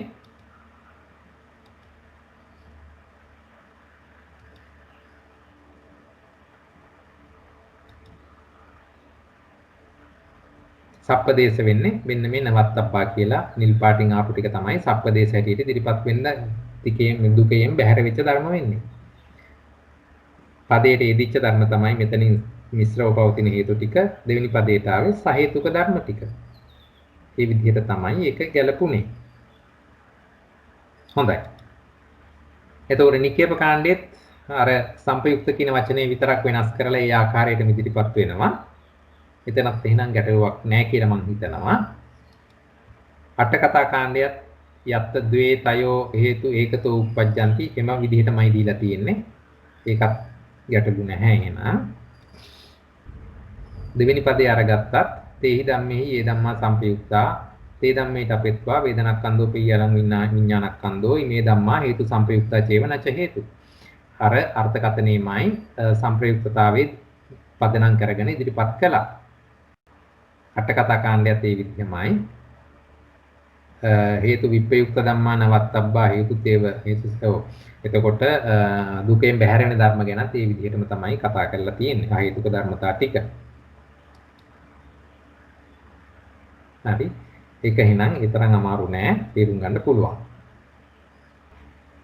ස්කන්ධ ආයතන ධාතු බෙදෙන එකත් ඒ අර විදිහමයි. හරි. අපි එහෙමනම් 6 වෙනි දුකයට යන්. ඒක න හේතු සහේතුක දුකය. ඒ කියන්නේ එතන පද දෙක මෙහිමයි. න හේතු කෝපන ධම්මා සහේතුකාපි න හේතු කෝපන ධම්මා අහේතුකාපි. පළවෙනි පදය න හේතු කෝපන ධම්මා සහේතුකාපි. හේතු ධර්ම නොවූද එහෙත් හේතුන් සමග යෙදුනා වූද නිස්සත්ත්ව නිජීව පරමාර්ථ ස්වභාව ධර්මයෝ. න හේතු හේතු ධර්ම නොවූද සහේතුකාපි හේතුන් සමග යෙදුනා වූද නිස්සත්ත්ව නිජීව පරමාර්ථ ස්වභාව ධර්මයෝ. ඒ කියන්නේ හේතු ධර්ම නොවි එහෙත් හේතුන් සමග යෙදුනා වූ. ඒ කියන්නේ සහේතුක ධර්ම. සහේතුක සිත් 71යි. චෛතසික 46යි. මොකද හේතු ධර්ම නොවූ. එහෙමනම් හේතු ධර්ම 6 අයින් කරපු ඉතුරු චෛතසික 46යි. ඒ තමයි ඒකේ අභිධේයාර්ථය.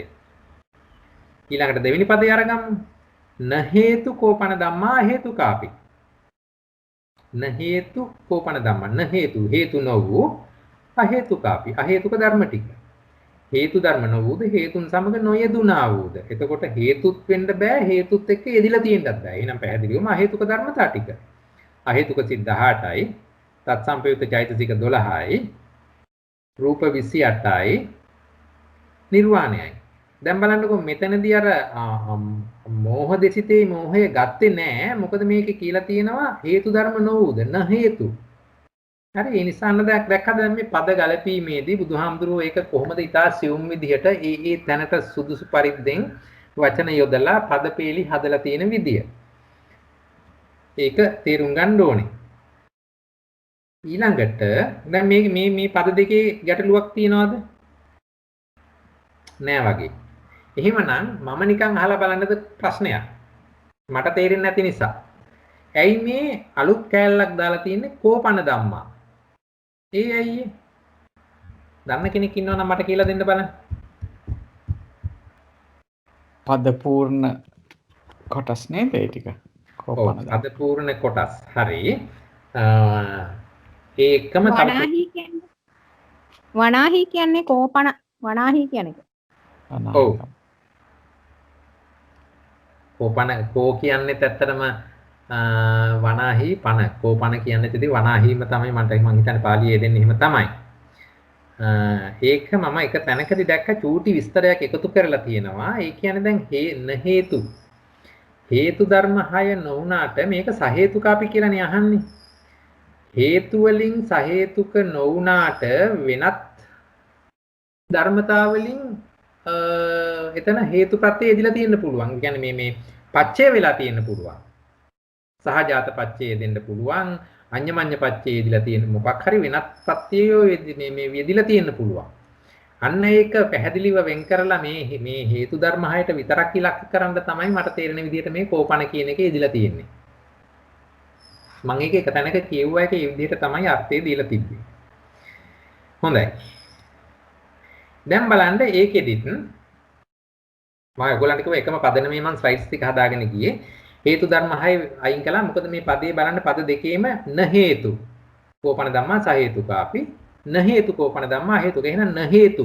හේතු ධර්ම ටික මට අයින් කරලාම පැත්තකට දාන්න පුළුවන්. මේ පැත්තේ තියෙන වම් පැත්තේ තියෙන බෝලේ කෙලින්ම අයින් කළා. එතකොට හේතු ධර්ම නැහැ. එතකොට මට ඉතුරු ධර්ම ටිකෙන් තමයි මේක ගලපන්න තියෙන්නේ පද දෙකට. එතකොට කෝපන ධම්ම සහේතුකාපි. එහෙනම් සහේතුක ධර්ම ටික බෙන්න පළවෙනි පදේ, අහේතුක ධර්ම ටික බෙන්න දෙවෙනි පදේ. හේතු ධර්ම ටික එතකොට නවත්තබ්බා වෙයි. ඔව්. හරි. ඒ විදිහට තමයි මේ ද්විතිකයේ මේ 6 වෙනි දුකේ තුල පද බෙදුනේ. අර මුල් පදේ හරි මුල් දුක තුන හරියට ගලපගෙන ආවා නම් මේවා ගලප ගන්න හරි ලේසියි. මේ විදිහට රූප සටහනක් මාර්ගයෙන් පෙන්වුවා නම් මම හිතනවා තවත් පැහැදිලි කියලා. එතකොට මේ වගේ තියෙන සියුම් වෙනස්කම් මතක තියාගන්න මෙතන න හේතු කෝපන ධම්මා අහේතුකාපි කියපු නිසාවෙන් මේ දෙවෙනි පදේට මෝහ මූලික දෙසිතේ මෝහය අරගත්තේ නැහැ. එයි න හේතු නිසා. න හේතු හේතු නිසා. හරි. නික්කේප කාණ්ඩයේ එතන විස්තර කරලා තියෙන්නේ තේහි ධම්මේහි ඒ ධම්මා න හේතු සහේතුකා වේදනක්ඛන්தோ පියලා විඥානක්ඛන්தோ ඉමේ ධම්මා න හේතු සහේතුකා. ඒ හේතු ධර්මයන්ගෙන් යම් ධර්ම කෙනෙක් හේතු නොව සහේතුක වූවාහුද? හේතු නොවි සහේතුක වූවාහුද? එතකොට නාමස්කන්ධ 4 ඒක තමයි මේ පදයට ගන්න කියන්නේ. අට කතා කාණ්ඩය අරන් බැලුවොත් ඒකේ කෙලින්ම කියනවා චතුසු භූමිසු කුසලං මේ කතා කරන්නේ කතමේ ධම්මා න හේතු සහේතුකා න හේතු කෝපන ධම්මා සහේතුකාපි කියන පදේ. චතුසු භූමිසු කුසලං ඒ කියන්නේ කුසල් සිත් 21යි අකුසලං අකුසල් සිත් 12යි. හරි. විපාක සිත් 36න් මෙතන පොඩි විශේෂයක් කියනවා. කාමාවචරස්ස විපාකතෝ අහේතුකේ චිත්තුප්පාදේට අපෙත්වා චතුසු භූමිසු විපාකතෝ. එතකොට කාමාවචර විපාකවල අහේතුක චිත්තුප්පාද විපාක ටික අයින් කරලා, ඒ කියන්නේ එතකොට අහේතුක විපාක සිත් 8යි 7යි 15ක් අයින් කරපුවාම 36 මුළු විපාක සිත් 36න් අහේතුක විපාක 15 අඩු කරලා ඊටු විපාක 21 විතරක් ගන්න කියනවා. කාමාවචර කිරියතෝ අහේතුකේ චිත්තුප්පාදේට අපෙත්වා තීසු භූමිසු කිරියාව්‍යා කතං. ක්‍රියාසිත 20න් අහේතුක ක්‍රියා තුන අයින් කරලා ඊටු 17 ගන්න කියනවා. ඉත්තුප්පන්නේ හේතුට අපෙත්වා ඉමේ ධම්මා න හේතු සහේතුක. හේතුට අපෙත්වා එහෙමනම් චෛතසික වලින් 46යි ගන්න පුළුවන්. ඒ අනුව මෙතනදී අභිධේයාර්ථ හැටියට දෙන්නේ සහේතුක සිත් 71යි චෛතසික 46යි. අට කතා කාණ්ඩේ ඒක පැහැදිලිව විස්තර වෙනවා. එතකොට ඒක ස්කන්ධ ආයතන ධාතු වශයෙන් බෙදපුවාම ස්කන්ධ 4යි නාමස්කන්ධ 4. ආයතන 2යි. මෙතන නාමස්කන්ධ විතරයි තියෙන්නේ. ආයතන 2යි. මන ආයතන ධම්මායතන. ධාතු 2යි. මනෝ ධාතු ධාතු 2. ධාතු 2 කියන්න බලන්න. සහේතුක විඥාන ධාතුයි තත් සම්පයුත් චෛතසික 46 ධම්ම ධාතුයි. නැවත වතාවක් කියනවා මට ඇහුන්නේ නැහැ හරියට. සහේතුක සිත් 71 මනෝ විඥාන ධාතුයි. මනෝ විඥාන ධාතු හරි. ධාතුයි. චෛතසික 46 ධම්ම ධාතුයි. ධම්ම ධාතුව හරි. සත්‍ය වශයෙන් දෙක උනේ සහේතුක සිත් 71ක් තියෙනවා.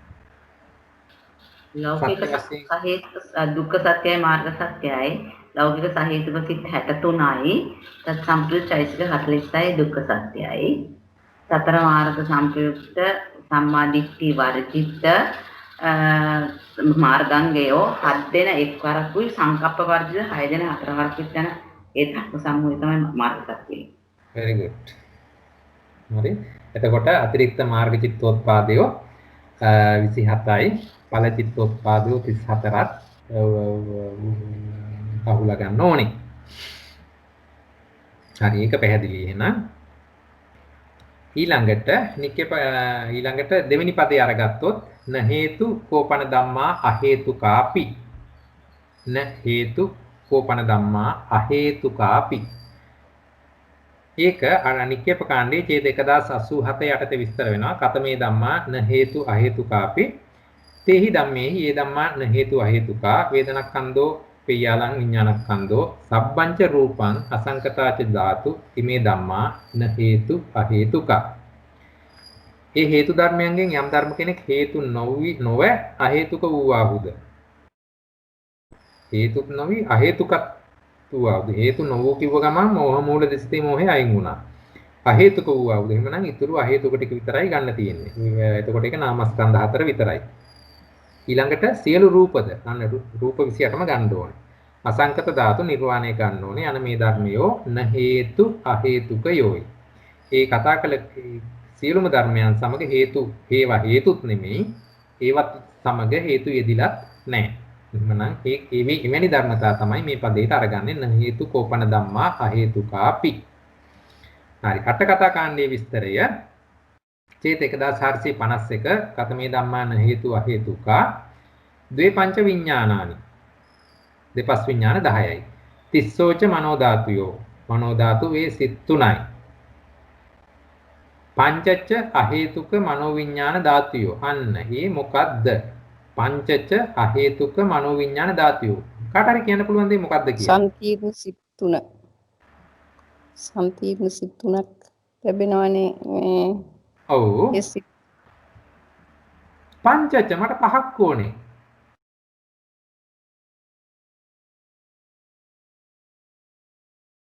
අහේතුක මනෝ විඥාන දැන් බලන්න මොනවද මෙතන මේ අරන් තියෙන්නේ මේ කතා කරන්නේ අහේතුක සිත් 18 ගැනනේ හරි එතකොට ද්වේ පංච විඥානානි දෙපස් විඥාන ටික ගත්තා තිස්සෝච මනෝ ධාතුයෝ මොනවාද මනෝ ධාතුවට ගිය සිත් තුන සම්පටිච්ඡන දෙකයි පංචද්වාර වර්ධනයයි. එතනදී අර පංචද්වාරය වර්ධනය නැතුව ඉතිරි ක්‍රියාසිට දෙක අර සංකීර්ණ තුනට එකතු වෙන්න ඕනේ. එතකොට තමයි පංච උනේ. හරි? මෙතන මනෝ ධාතුව උනේ පංචද්වාර වර්ධනයයි සම්පටිච්ඡන යුගලයයි. සම්පටිච්ඡන යුගලය කිව්වේ කුසල විපාක සම්පටිච්ඡනයයි කුසල විපාක සම්පටිච්ඡනයයි. දැන් ටක් ගාලා අහේතුක සිත් කාණ්ඩේ ඔලුවට එන්න ඕනේ. ඊළඟට පංචච අහේතුක මනෝ විඥාන ධාතුයෝ. එතකොට පහක් එන්න ඕනේ අහේතුක මනෝ විඥාන ධාතුයෝ. එතකොට මනෝ විඥාන සිත් හැටියට යෙදෙනවා එතන. සම්තීරණ සිත් තුනක් තියෙනවා. ඒක විපාක හැටියට ආවේ.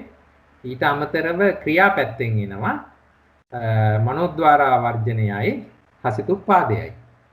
ඒ අනුව එතන පහක් හැදෙනවා පංචච්ච අහේතුක මනෝ විඥාන ධාතුයෝ. ඊළඟට රූපංච නිබ්බානංච රූප 28යි නිර්වාණයයි. එහෙනම් මෙතන කතා කළේ අහේතුක සිත් 18. ඒක බලන්න කතා කරලා තියෙන විදිහ. දෙපස් විඥාන මනෝ ධාතුව මනෝ විඥාන ධාතුව හැටියට බෙදලා කතා කළේ. එතකොට එහි යෙදෙන අහේතුක සිත්වල යෙදෙන චෛතසික 12යි. එහෙමනම් ඒ 12 අපිට ගන්න ඕනේ. එතකොට එතන අභිදේයාර්ථ හිලීම පුළුවන්. ඊළඟට නවත්තබ්බා. ඒ කියන්නේ මේ පදයට අයත් නොවන ධර්ම හේතු ධම්මා නවත්තබ්බා හේතු සහේතුකාපි න හේතු අහේතුකාපි. ඒ කියන්නේ පළවෙනි පදයට හෝ දෙවෙනි පදයට අයත් නොවූ. ඒ කියන්නේ මේ දුකයෙන් බැහැරව පවතින ධර්ම තමයි හේතු ධර්ම 6. හේතු ධම්මා නවත්තබ්බා. හරි? ඒ විදිහට තමයි ඒකේ අට කතා කාණ්ඩය ගලපන්න පුළුවන් වෙන්නේ. ඒ අනුව සාරාංශය අරන් බැලුවොත් මේ 6 වෙනි දුකය න හේතුකෝපන ධම්මා සහේතුකාපි කිව්වහම කොහොමද ඒක යෙදුනේ? ඔන්න ඔය විදිහට. පැහැදිලිද? හේතු ධර්ම ටික අයින් කරන්න. මොකද මේ පද දෙකේම කතා කරන්නේ න හේතු ස්වභාවයක් ගැන. හරි? එතකොට සහේතුක ටිකයි අහේතුක ටිකයි ගැන තමයි කතා කරලා තියෙන්නේ. එතකොට දෙවෙනි පදයේ අභිදේයාර්ථ හැටියට අපිට ආවේ අහේතුක සිත් 18යි, එහි යෙදෙන චෛතසික 12යි, රූප 28යි, නිර්වාණයයි. එහෙමනම් එකී ධර්මයෝ දැන් මෙතන රූප 28ම තියෙනවා. අහේතුක වලින් සිත් 18 තියෙනවා. එතකොට ස්කන්ධ 5යි. රූපස්කන්ධ, වේදනාස්කන්ධ, සංඥා, සංකාර, විඥාන පහම ගන්න පුළුවන්. ආයතන 12ම තියෙනවා. මොකද රූප 28ම තියෙන නිසා. හරි? එතකොට ඕලාරික රූප 12 ඕලාරික ආයතන 10ට යොමු වෙන අතරේ සුකුම රූප 16 ධම්මායතනෙට යොමු වෙලා මෙතන ආයතන 12ම හැදෙනවා. ඊට අමතරව මන ආයතනෙ සහ ධම්මායතනෙ හැදෙන නිසා ආයතන 12ම තියෙනවා. ධාතු 18ම තියෙනවා. ඇයි? රූප 28 තියෙන නිසා ඕලාරික ධාතු රූප ධාතු 10 හැදෙනවා. ඊළඟට අහේතුක සිත් 18 තියෙනවානේ. එතකොට විඥාන ධාතු වලින් චක්කු විඥාන ධාතු, සෝත විඥාන ධාතු ආදී වශයෙන් ඒ ටික අරගන්න පුළුවන්. ඊළඟට පංචද්වාර වර්ජනය ආදී තියෙන නිසා මනෝ ධාතුවක් තියෙනවා. මනෝ විඥාන ධාතුත් එතනම තියෙනවා. ඒ අනුව ධාතු 18ම ගන්න පුළුවන්. සත්‍ය වශයෙන් දෙකයි. එකක් නම් පැහැදිලිව පේනවා නිර්වාණය. එහෙනම් අනිත් එක මොකද්ද? දුක්ඛ සත්‍ය. දුක්ඛ සත්‍ය. හරි. එහෙමනම් ඒක පැහැදිලි. හරි ඉතින් මේක ස්කන්ධ දැන් බෙදන්න ඕනේ නෑ නේද? මේ අපි දැන් ඉස්සරහා නේද ඉන්නේ? දුක්ඛ සත්‍යයි නිරෝධ සත්‍යයි දෙකම තියෙනවා නේද? ඔව් එතන දැන් නිර්වාණය මෙතන පැහැදිලිවම පේන්න තියෙනවා. එතන සත්‍ය හැටියට දෙක ආවේ දුක්ඛ සත්‍ය නිරෝධ සත්‍ය තෝරනම් බලන්න පුළුවන්. අන්න වැරදි එකක් තිබුණා.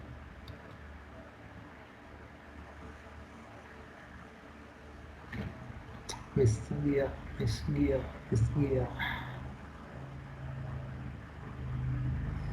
ඒ තරුව නේ ප්‍රෙස් වෙන්න ඕනේ. ඔව් අනිත් එක ප්‍රෙස් උනේ. හරි. මෙහෙම යන්. මෙතන හරියට ලින්ක්ස් දීලා තිබුණ නැත්නම් වැරදිකට පයින්නවා. ස්කන්ධ වශයෙන් පස්වැදෑරු මේක හරිනේ රූප 28 එහෙමයි මේ චෛතසික 12 අතරින් වේදනා චෛතසික වේදනා සංඥාව සංඥා චෛතසිකය ඉතිරි චෛතසික 10 සංස්කාර ස්කන්ධය මේ වගේ විශේෂයෙන් සිත් කාණ්ඩයක් විතරක් එනකොට මේ චෛතසික ස්වල්පයක් විතරක් එනකොට සංස්කාර ස්කන්ධය ගැන පොඩ්ඩක් සැලකිලිමත් වෙන්න ඕනේ චෛතසික කීයද කලපන්නේ කියලා. හැබැයි ඉතින් පහසුයි මොකද වේදනාවයි සංඥාවයි අයින් කරපුවාම ඊටු ටික ගලප ගන්න ඕනේ. සිත් 18 විඥාන ස්කන්ධයයි නිර්වාණීය ස්කන්ධ විනිර්මුක්තයි කියලා මෙහිදී කියන්න වෙනවා. මොකද අභිදේයාර තුල නිර්වාණයේ ඉන්න නිසා. ඊළඟට ආයතන වශයෙන් 12 ඕලාරික රූපායතන 10 පළමුව පෙන්නනවා චක්කු ප්‍රසාද රූපේ චක්කායතන ආදී වශයෙන් කියලා. ඊට පස්සේ අහේතුක සිත් 18 මන ආයතනයයි චෛතසික 12 සහ සුකුම රූප 16 සහ නිවන ධම්මායතනෙට යනවා. අභිදේයාර්ථ දිහා බලලා ගලප ගන්න පුළුවන්. හරි. ඊට පස්සේ ධාතු වශයෙන් 18යි රූප 28ම තියෙන නිසා චක්කු ප්‍රසාද රූපේ චක්කු ධාතු ආදී වශයෙන් ඕලාරික ධාතු රූප ධාතු 10ම අරගත්ත හැකි. අහේතුක සිත් 18 අතරින් චක්කු විඥාන සිත් දෙක චක්කු විඥාන ධාතුවයි. ඒ විදිහටම සෝත විඥාන, ගාන විඥාන, જીවහා විඥාන, කාය විඥාන කියන දෙපස් විඥානියෝම ඒ විඥාන ධාතු හැටියට යොදන්න පුළුවන්. පංචද්වාර වර්ජනය හා සම්පටිච්ඡන යුගලය. ඒ ඔක්කොම අහේතුක ධර්ම සිත් මේ සිත් 18 ඇතුළෙමයි තියෙන්නේ. එහෙමනම් ඒක මනෝ ධාතුවයි. ඉතිරි මනෝවිඤ්ඤාණ සිත් පහ. හරි ඒ කියන්නේ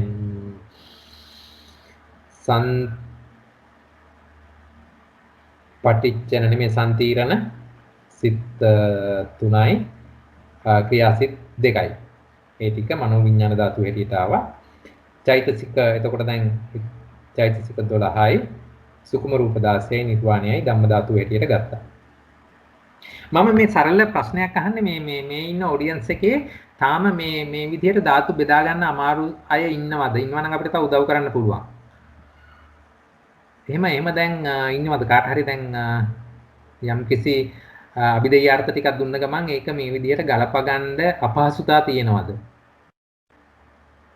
තව චුට්ටක් පැහැදිලි වුණොත් හොඳයි සර්. හොඳයි. දැන් මේ ඉදිරිපත් කරලා තියෙන ස්ලයිඩ් එකේ කොතනද අපහසුව තේරුනේ වාට? කොයි විදිහටද? මට මුලින් ඉඳලම අර මේ මොනවාද ත්‍රිකේද වල ඉඳලම මේ අභිදේයාර්ථ හරි අමාරුවෙන් තමයි තෝරගන්නේ. හරි. අභිදේයාර්ථ තෝරගන්න එක හරි තෝරගත්තට පස්සේ ඒක ස්කන්ධ ධාතු ආයතන වලට බෙදා ගන්න පුළුවන්ද? ඒකත් පුළුවන්. ඒ කියන්නේ රූප 28 තියෙනවා නම් මේ ස්කන්ධ මේ පහම තියෙනවා. එහෙම මේව කරගන්න පුළුවන්. හරි. ඔව් ඒ ටික මේව කරගන්න පුළුවන්ද? හරි. එතකොට අභිදේයාර්ථ අහුරන එක ගැන කලබල වෙන්න එපා. ඔය අවුරුද්දේදී මමත් ඔහොමම තමයි. එකපාරටම මේ වචන අපිට හුරු නෑ. මේ පද ගැලපුම් හුරු නෑ. ඒ අනුව න හේතු කෝපන ධම්මා හේතුකාපි කිව්වම පොඩ්ඩක් කැරකිලා යනවා. ඉතින් ඒක අපි හැමතින් බලන්න. න හේතු නොවිව්. අහේතුකාපි. හරි. එතකොට අහේතුක ස්වභාවයෙන් පවතින ධර්ම මොනවද? මේ විදිහට ඒක හිමින් හිතලා ගලපන්න පුරුදු වෙන්න. එතකොට ඔක පුරුදු වෙනවා. එහෙම අභිදේයාර්ථ ටික අහුලා දැන් ඒ නිසාම තමයි මම මෙතන අර රූප සටහන් මගින් මේක පෙන්නුවේ. කොයි විදිහටද ඒක උපකොටස් වලට කඩාගන්නේ. එහෙම කඩාගත්ත ගමන් පදේට අක් ගාලා පේනවා. මේ පදේට නියමිත ධර්මතා ටික එකපාරටම පිළිදැක් වෙනවා.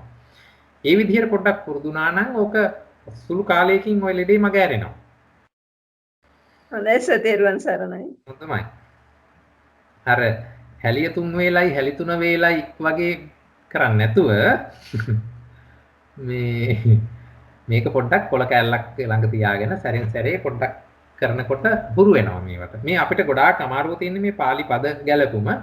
ඉතින් මට නම් හැබැයි ওই pāli පද ලේසි සිංහල පදවලට වඩා ඒත් එක එක්කෙනාට යෙදෙන විදිහ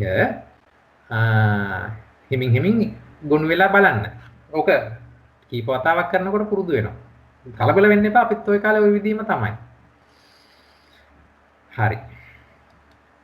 තෙරුවන් සරණයි. ඊට පස්සේ 6 වෙනි දුකය දෙවෙනි පදය ආර්ය සත්‍ය වශයෙන් දෙවදෑරුම් වන්නේ දුක්ඛ සත්‍ය රූප 28යි අහේතුක සිත් 18යි තත්සම්පයුක්ත චෛතසික 12යි රූප 28යි අහේතුක 18යි චෛතසික 12යි දුක්ඛ සත්‍ය. එහෙමනම් නිරෝධ සත්‍ය නිර්වාණය. එහෙමනම් සත්‍ය වශයෙන් දුක්ඛ සත්‍යයත් නිරෝධ සත්‍යයත් තමයි තියෙන්නේ. හරි. දැන් මේ වගේ තැනක් ලේසිනේ දුක්ඛ සත්‍යයට ගලප ගන්න එක. මෙතනදී නම් ලේසි. අර සමහර තැන්වල ඉතින් පොඩ්ඩක් හිතන්න ඕනේ. මෙතන දැන් විශේෂයෙන් ලෞකික බෙදා ගන්න ලෝකෝත්තර බෙදා ගන්න පුළුවන් වෙන්න ඕනේ. ඉතින් ඒකත්ම තියෙන මහා අමාරුවක් නෙමෙයි. ඒක ටක් ගාලා මේ විදිහට බෙදා ගන්න. අපිව මේ ධර්මතා තුළ මේ විදිහට යොමු කරලා තියෙන්නේ මේ කියන නාම ධර්මයෝ රූප ධර්මයන්ගෙන් වෙන් කිරීම ප්‍රාථමිකව ඒක වෙන් කරගන්න පුළුවන් වෙන්න ඕනේ. ඊළඟට නාම ධර්මයන් තුළ උනත් ඒකේ ධර්මතාවය කොයි විදිහටද හැසිරෙන්නේ, කොයි විදිහටද ගැලපෙන්නේ කියලා අපිව හුරු කරගන්න. සම්මස්සන ඥානය. හරි. ඕවා විපස්සනා ඥාන තුළ තියෙන ඒවා. ඒවට ඉතින් හුරු කරවන්න තමයි යෙදිලා තියෙන්නේ කියන එක තමයි මට තේරෙන්නේ. හරි. එතකොට මේකෙදි මේක සර්වලබ්ධ නාම සප්පදේශ දුකයකි. එයි මේක සප්පදේශ උනේ හේතු ධර්ම 6 දෙන මේ පද දෙකටම අඩංගුනේ නැති නිසා. චෛතසික 46යිනේ ගත්තේ. ඊතුරු මෙතනවත් ඒ හේතු ධර්ම 6 තිබුණේ නැහනේ. ඒ නිසාවෙන් හේතු ධර්ම 6 මේකෙන් බැහැර වෙලා තිබිච්ච නිසා මේක සප්පදේශ දුකයක් බවට පත් වුණා. හොඳයි. හේතු කොච්චකේ සාරාංශ කරලා අරගත්තොත් මෙන්න මේ විදිහේ සටහනක් මට පෙන්වන්න පුළුවන්. දැන් මේ විදිහට මේක ඒ තැනදී දාලා බලලා අර සියල්ල එක ටේබල් එකකට දාලා අරගත්තාම ඔයගොල්ලන්ට පේනවා එකම අභිධේයාර්ථ කොහෙද ඇවිල්ලා තියෙන්නේ. හරි? එතකොට එකම වගේ පේන අභිධේයාර්ථ ඒ වුණාට අර චූටි දැන් මෝහ මූල දෙසිතේ මෝහේ වාගේ පොඩි කොටස් වලින් වෙනස් වීම මත කොයි විදිහටද වෙනස් වෙලා තියෙන්නේ. ඒ විදිහට චුට්ටක් හිතලා එහාට මෙහාට පෙරලලා ගත්තාම මේවා අමාරු ධර්ම නෙමෙයි. ඇත්තටම අභිධර්මයේ අමාරු නැහැ. තමන් ඒ තුල වීරිය යොදනවා නම්. හරි. මේ වගේ chart එකක් ඔයගොල්ලොත් හදාගන්න මම මේකෙදි කරලා තියෙන්නේ දුකයෝ 6 දෙනා නම් වශයෙන් ලියලා ඒකේ පළමු පදේ දෙවෙනි පදේ හැටියට කොහෙන්ම කොලම්ස් දෙකකට අරගෙන ඒ කොලම්ස් වලම මම ලිව්වා ඒ පදයට අදාළ වෙන අභිධේයාර්ථය. මම මෙතන කොටස් 4කින් දීලා තියෙන්නේ චිත්ත, චෛතසික, රූප, නිබ්බාන කියන පදනමේ තමයි මම මේ ගලපලා තියෙන්නේ. චිත්ත සිත 89යි, චෛතසික 46යි, රූප 28යි, නිවනයි. මේ හැමතැනකම මම එහෙම තමයි ගලපලා තියෙන්නේ. චිත්ත, චෛතසික, රූප, නිබ්බාන කියන පරමාර්ථ ක්‍රමයේ මත පද ගලපුවාම එහෙම නැති වුණොත් නැtei කියලා පෙන්වන්න මම ඉරි ගහලා තියෙනවා.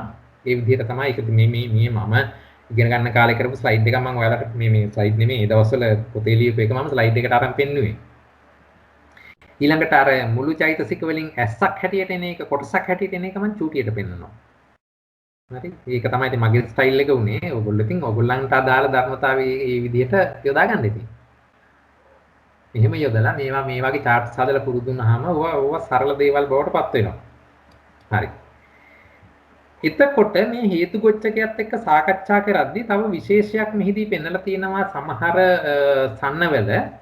ඒ මෙහිමයි. දැන් බලන්න මෙතන මේ හතරවෙනි දුකයේ පළවෙනි පදයේ හැදුවා හේතු ධම්මා සහේතුකා ධම්මා කියලා. දෙවෙනි පදයේ හැදුවා මේ විදිහට න හේතු ධම්මා එකයි සහේතුකා එකයි එකව කරලා සහේතුකා චේව ධම්මා නැත හේතු කියලා හැදුවා. ඒ විදිහටම මේ විදිහට මේ එක එක ඒවා හැදුවා. මෙහි විශේෂය තමයි මේ සන්නය සමහර වෙලාවට කතා කරනවා මෙන්න මෙහෙම කතාවක්. ඇයි මෙතන ඉන්න බැරිද හේතු චේව ධම්මා අහේතුකාච කියලා පදයක් එන්න බැරිද කියලා. එන්න පුළුවන්. හරි?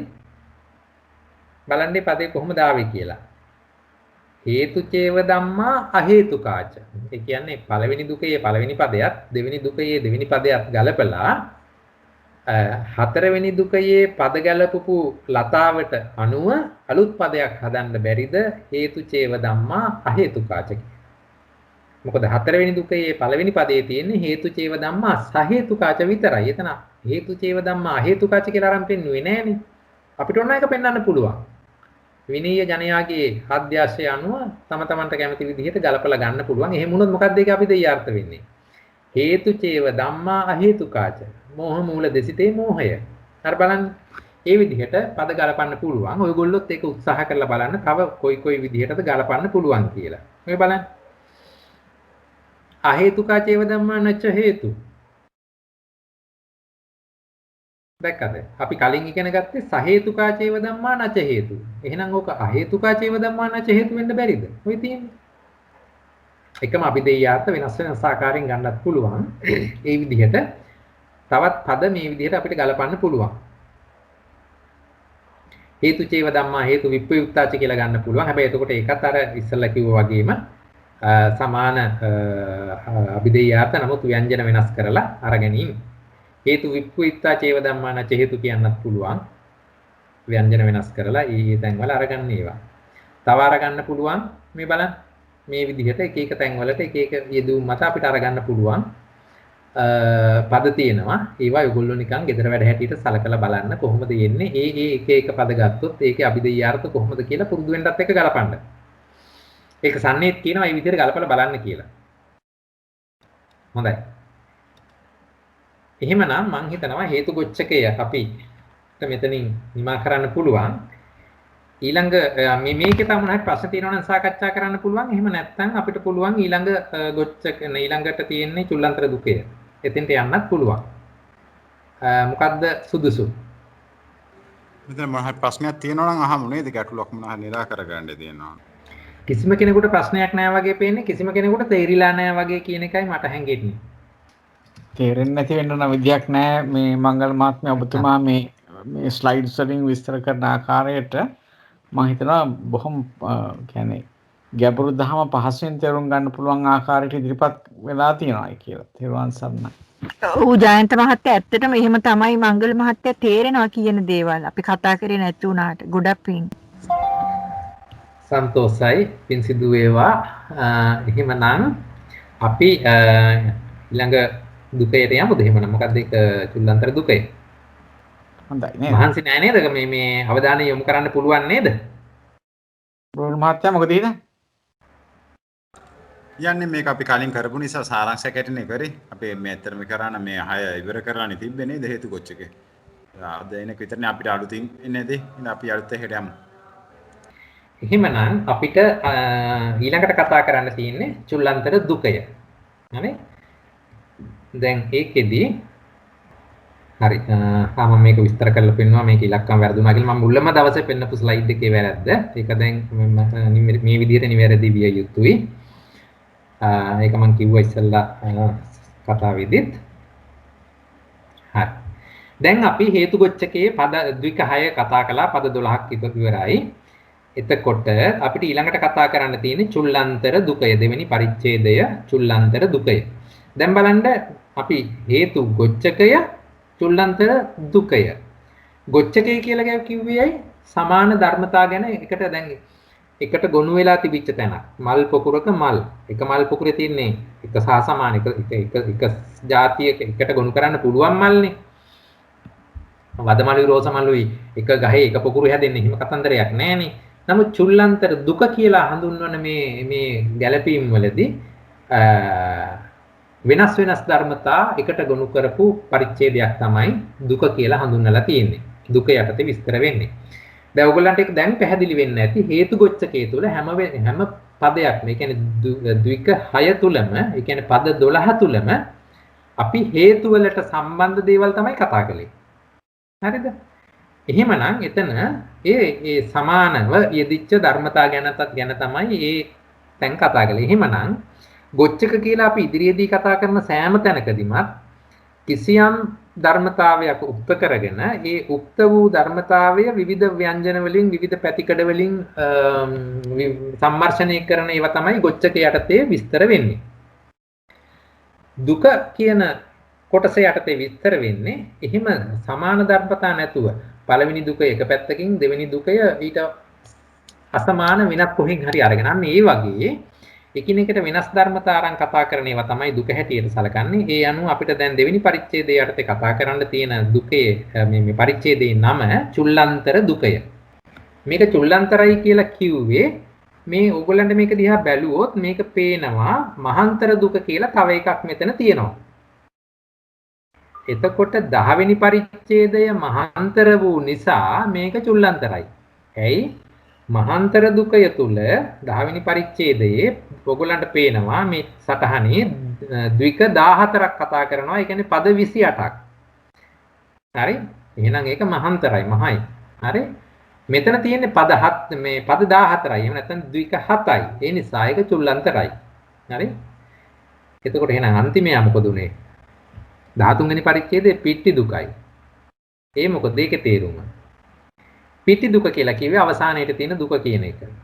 අවසානයේට අරගත්තු තවත් එකිනෙකට සහජ සමාන නැති ධර්මතා ගොනු පරිච්ඡේදයේ පිටි දුක. අවසානයේට තියෙන දුක කියන අදහසෙන් එක පිටි දුක කියලා නම් කළා. හොඳයි. ඔය මූලික දැනුමත් එක්ක අපි දැන් චුල්ලන්තර දුකය සාකච්ඡා කරන්න බලමු. එතනදී පද ද්වික 7ක් තියෙනවා. ඒකේ තියෙන ඒ දුකයට අදාළ පද 14 මෙහිමයි තියෙන්නේ. පළවෙනි දුකය සප්පච්චය ධම්මා අපච්චය ධම්මා. පළවෙනි පදය සප්පච්චය ධම්මා, දෙවෙනි පදය අපච්චය ධම්මා. දෙවෙනි දුකය ගත්තොත් සංකතා ධම්මා පළවෙනි පදය, දෙවෙනි පදය අසංකතා ධම්මා. තුන්වෙනි දුකය සනිදස්සනා ධම්මා, අනිදස්සනා ධම්මා. ඔන්න දැන් ඔයගොල්ලන්ට පේනවා දැන් සංකත එකේයි සනිදස්සන එකේයි ඒ දෙක නිකන් තැන් දෙකකින් අරගත අරන් වගේ තියෙන්නේ. හරි? ඒ නිසා තමයි මේක දුකයක් හැටියට කියන්නේ ගොච්චකයක් හැටියට නොකිය. තවත් පහලට බැලුවොත් සප්පටිගා ධම්මා, රූපිනෝ ධම්මා, ලෝකියා ධම්මා. එතකොට දැන් ලෝකියා ධම්මා කියන එකයි රූපිනෝ ධම්මා කියන එකේ එකට ගොනු කරන්න එක ගොනුවකට ගන්න තරම් අර හේතු දුකයේ පද ගැලපුවා වගේ පැහැදිලිව පේන සමාන ස්වභාවයක් දකින්න නැහැ. ඒ නිසා තමයි මේක මේවා දුක හැටියට හඳුන්වන්නේ. චුල්ලන්තර දුකය. අන්‍යෝන්‍ය සම්බන්ධයක් නොවූ ධර්මියෝ එකට ගොනු කර ඇති බැවින් තමයි ගොච්චකයක් කියලා කියන්නේ නැතුව දුකයක් කියලා තියෙන්නේ. හරි. එතකොට දැන් මේ විදිහට මේකේ පද යෙදිලා තියෙනවා. අපි මේකේ පටන් ගමු. පළවෙනි දුකයේ පළවෙනි පදයෙන්. හොඳයි. මේ පළවෙනි දුකේ හඳුන්වනවා සප්පච්චය දුකේ කියලා. සප්පච්චය දුකය. ඒකේ පද දෙක තමයි පළවෙනි පදයේ සප්පච්චය ධම්මා, දෙවෙනි එක පදය අප්පච්චය ධම්මා. එතකොට සප්පච්චය ධම්මා කියන පදයේ අර්ථය අභිධර්ම භාවනා දෙවෙනි පොතේ 15 වෙනි පිටුවේ සඳහන් වෙන විදිහට මෙහිමයි තියෙන්නේ. අවිද්‍යා තෘෂ්ණා උපාදාන කර්ම චිත්ත ඍතු ආහාර ආදී හේතුන්ගෙන් හට ගන්නා වූ නිස්සත්ත්ව නිජීව පරමාර්ථ ස්වභාව ධර්මියෝ ඇත්තාහ. මොනවද? අවිද්‍යා තෘෂ්ණා උපාදාන කර්ම චිත්ත ඍතු ආහාර ආදී හේතුන්ගෙන් හට ගන්නා වූ. එතකොට මෙතන ආහාර ආදී හේතුන්. දැන් බලන්න මෙතන හේතුන් කියලා කිව්වේ මේ කිව්ව 6 දෙනාට. අවිද්‍යා හේතුව නිසා, තෘෂ්ණා හේතුව නිසා, උපාදාන හේතුව නිසා, කර්ම හේතුව නිසා, චිත්ත හේතුව නිසා, ඍතු හේතුව නිසා, ආහාර හේතුව නිසා. දැන් බලන්න මෙතන හේතුව කියන වචනේ යෙදිලා තියෙන්නේ අර ලෝභ දෝෂ මොහ අලෝභ දෝෂ මොහ කියන හේතු 6 සඳහන් කරන්න නෙමෙයි. ඒ නිසා තමයි පළවෙනි දුකේ පළවෙනි පරිච්ඡේදයේ විස්තර කරද්දී හේතු කියන වචනේ විවිධ යෙදීම් අපි කතා කළේ. හරි? දැන් මෙතන ඇත්තටම මේක සඳහන් වෙන්නේ ප්‍රත්‍ය වෙනවා කියලා. සප්පච්චය ප්‍රත්‍ය වීම. හරි? ප්‍රත්‍ය සහිත දේවල් තමයි මෙතන කතා කරලා තියෙන්නේ. දෙවෙනි එකේදී අප්පච්චය හේතුන්ගෙන් හට නොගන්නා වූ නිස්සත් නිජීව පරමාර්ථ ස්වභාව ධර්මියෝ ඇත. හේතුන්ගෙන් හට නොගන්න. ඒ කියන්නේ ප්‍රත්‍ය ධර්ම කියන්නේ ප්‍රත්‍ය ධර්මයක් නැතුව යම් දෙයක් පවතිනවා නම් අන්න ඒ දේ ගැන කතා කරලා තියෙන්නේ. හරි?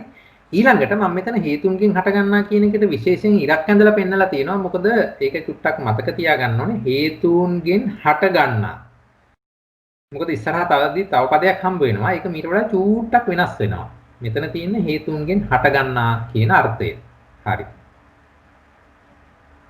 සප්පච්චය අප්පච්චය. එතකොට දැන් බලන්න මෙතන මේ යෙදෙන ප්‍රත්‍ය ධර්ම ගැන කතා කරද්දී බලන්න මොනවද යෙදිලා තියෙන්නේ කියලා. අවිද්‍යාව නිසා සමහර ධර්මතා ඇති වෙනවලු. අවිද්‍යාව පත්‍ය සංඛාරා එකපාරට මතක් වෙන දේ. තෘෂ්ණා නිසා සමහර දේවල් ඇති වෙනවලු. හරි? තෘෂ්ණාව මුල් කරගෙන සමහර දේවල් ඇති වෙනවා. උපාදානය මුල් කරගෙන සමහර දේවල් ඇති වෙනවා. ඒ විදිහටම කර්මය, චිත්ත, ඍතු, ආහාර මේ කියන මූලික ධර්මතා යෙදීමෙන් තව තව ධර්මතා ඇති වෙන ස්වභාවයක් තමයි එතනදී අපිට පේන්න තියෙන්නේ. එවැනි ධර්මතා ප්‍රත්‍ය යෙදීමෙන් ඇති වෙන ධර්මතා ගැන තමයි සප්පච්චය ධර්මා තුන කතා කරන්නේ. එතකොට එසේ නොවූ එක අප්පච්චය වෙනවා. හරි. මෙතනදී අත්සාලනී අටුවාවේ ඒ කියන්නේ ධම්මසංගණී ප්‍රකරණයට ලියපු අටුවාව. හරි මේක පටල ගන්න එපා මේ ධම්මසංගණියේ චිත්තෝත්පාද කාණ්ඩවල තියෙන මොනවාද මේ එතනට ප්‍රධාන බෙදීම් වල තියෙන අට කතා කාණ්ඩේ නෙමෙයි මම මේ කතා කරන්නේ. ධම්මසංගණීය කියන ධම්මසංගණී පොතට ලියපු අට කතාවේ පිටුව 96 මෙහෙම අර්ථයක් දීලා තියෙනවා. තමාගේ නිෂ්පාදක වූ ප්‍රත්‍ය සමගනුයි කියලා අර්ථයක් දීලා තියෙනවා. අපච්චය වලට කියලා තියෙන්නේ මොවුන්ට උත්පාදයේ හෝ තිතියේ හෝ ප්‍රත්‍ය නැත්තේනුයි කියන අර්ථය දීලා තියෙන්නේ. හරි?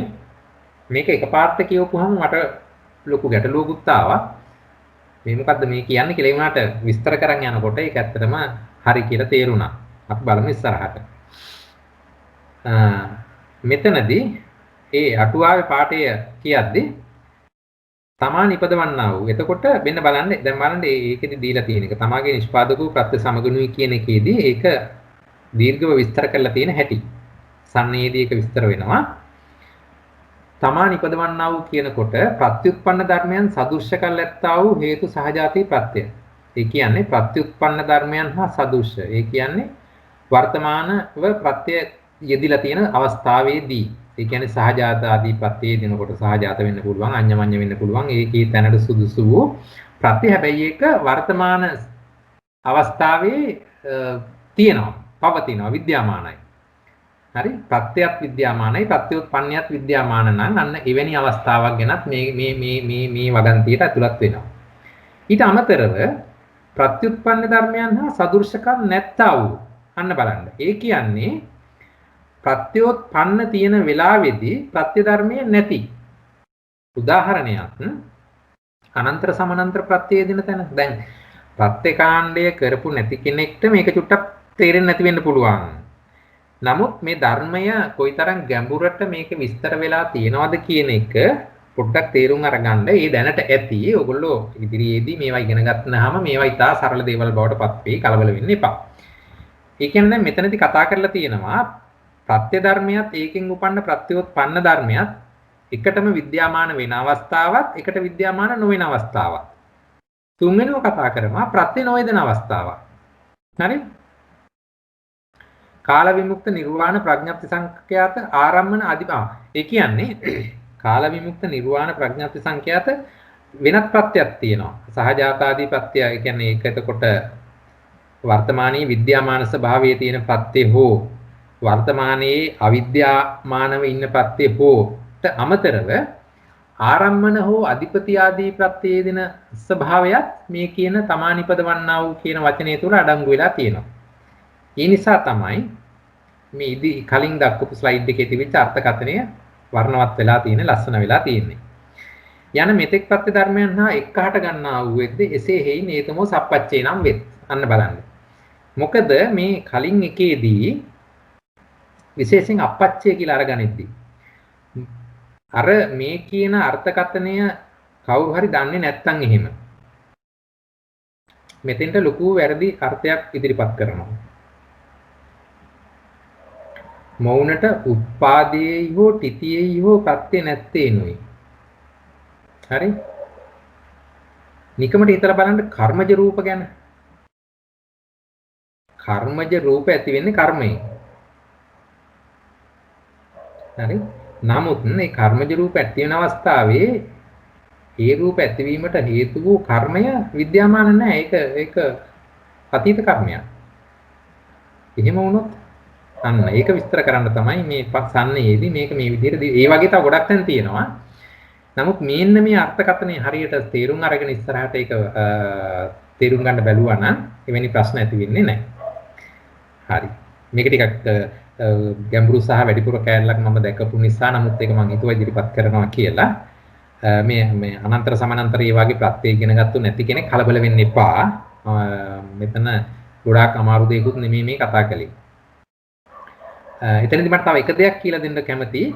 යම් කිසි තැනක ධර්මතාවයේ මොකක් හරි දෙයකදී එකපාරට අපිට හිතට එන අදහස හරිමමයි කියලා අරගෙන ඉස්සරහට යන උත්සාහ කරන්න එපා. ඒක තව ගැඹුරින් හොයලා බලන්න. මොකද එවැනි එවැනි වචන ලැයිස්තුවක ගැඹුර කොයිතරම් දුරට යනවද කියලා අපිට එකපාරට වැටහෙන්නේ නැහැ. අපි තාම බොහොම ප්‍රාථමික මට්ටමේ ධර්මයේ හදාරන අය. ඒ නිසාවෙන් තමයි වැඩිපුර කියවලා දන්න කියන අයගෙන් අහලා ගුරු උපදේශ සහිතව මේවා ඉගෙන ගන්න කියනම කියන්නේ විශේෂයෙන් අභිධර්මයේ ඉගෙන ගනිද්දී. එහෙම නැති වුණොත් අපි විවිධ වැරදි පාරවල් වල යනවා.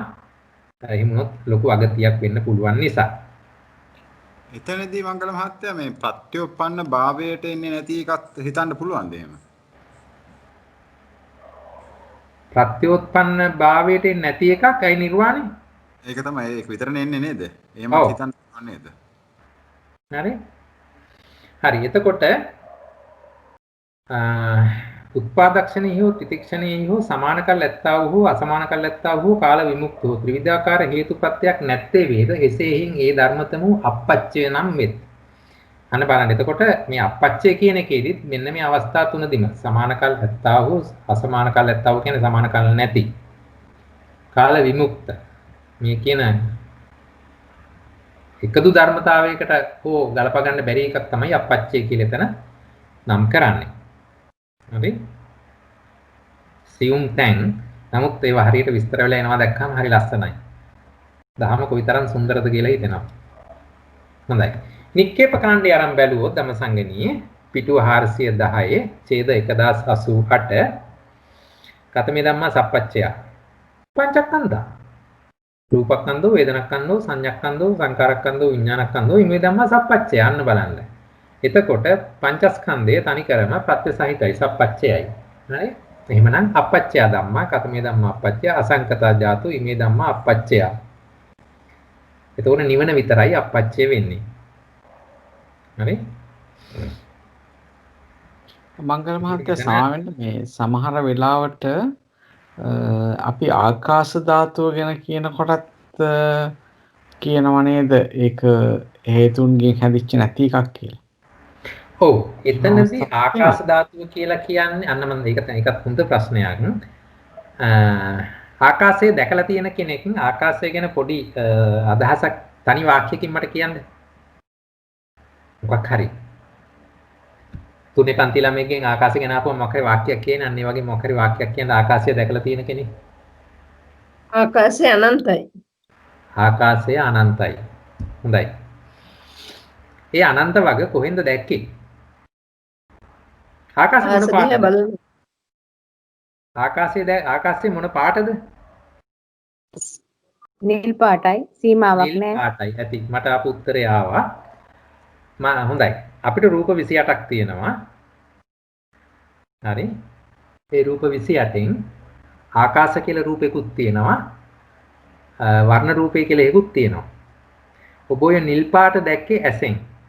එහෙමනම් ඇසට ගෝචර වෙන්නේ වර්ණ රූපේ පමණයි. එහෙමනම් ඔබ දැකලා තියෙන්නේ රූපායතනය මිසක් ආකාශය නෙවෙයි. තේරුණාද? මගේ අර්ථකථනය හරිද? හරි සර්. හරි. කලින් හිතලා තිබුණ නෑනේ. හොඳයි. එහෙමනම් ආකාශය කියන එක ආකාශය කියන්නේ හිස් බවක්. හරි? එතකොට විශේෂයෙන් ආකාශ ධාතුව කියලා අපිට රූප 28 අතරේ පෙන්වන අවකාශය කියන එක හැම විටකම ඒක ප්‍රත්‍ය ධර්මයකින් වෙනමම හැදිච්ච එකක් නෙමෙයිනේ.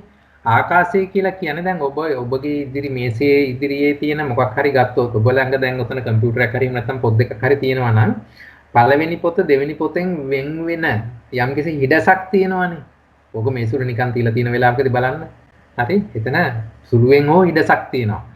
දැන් උදාහරණයක් ගත්තොත් පොත් එක උඩ එක තියලා තිබ්බත් සමහර වෙලාවට ඔය කාව කූඹි වාගේ වුන් ඕකේ ඇතුළට රිංගනවා. ඒ රිංගන ඉඩක් තියෙන හින්දානේ. හරි වතුර ටිකක් හැලුනහම ඇතුළට යනවා. යන්නේ ඉඩක් තියෙන හින්දානේ. හරි?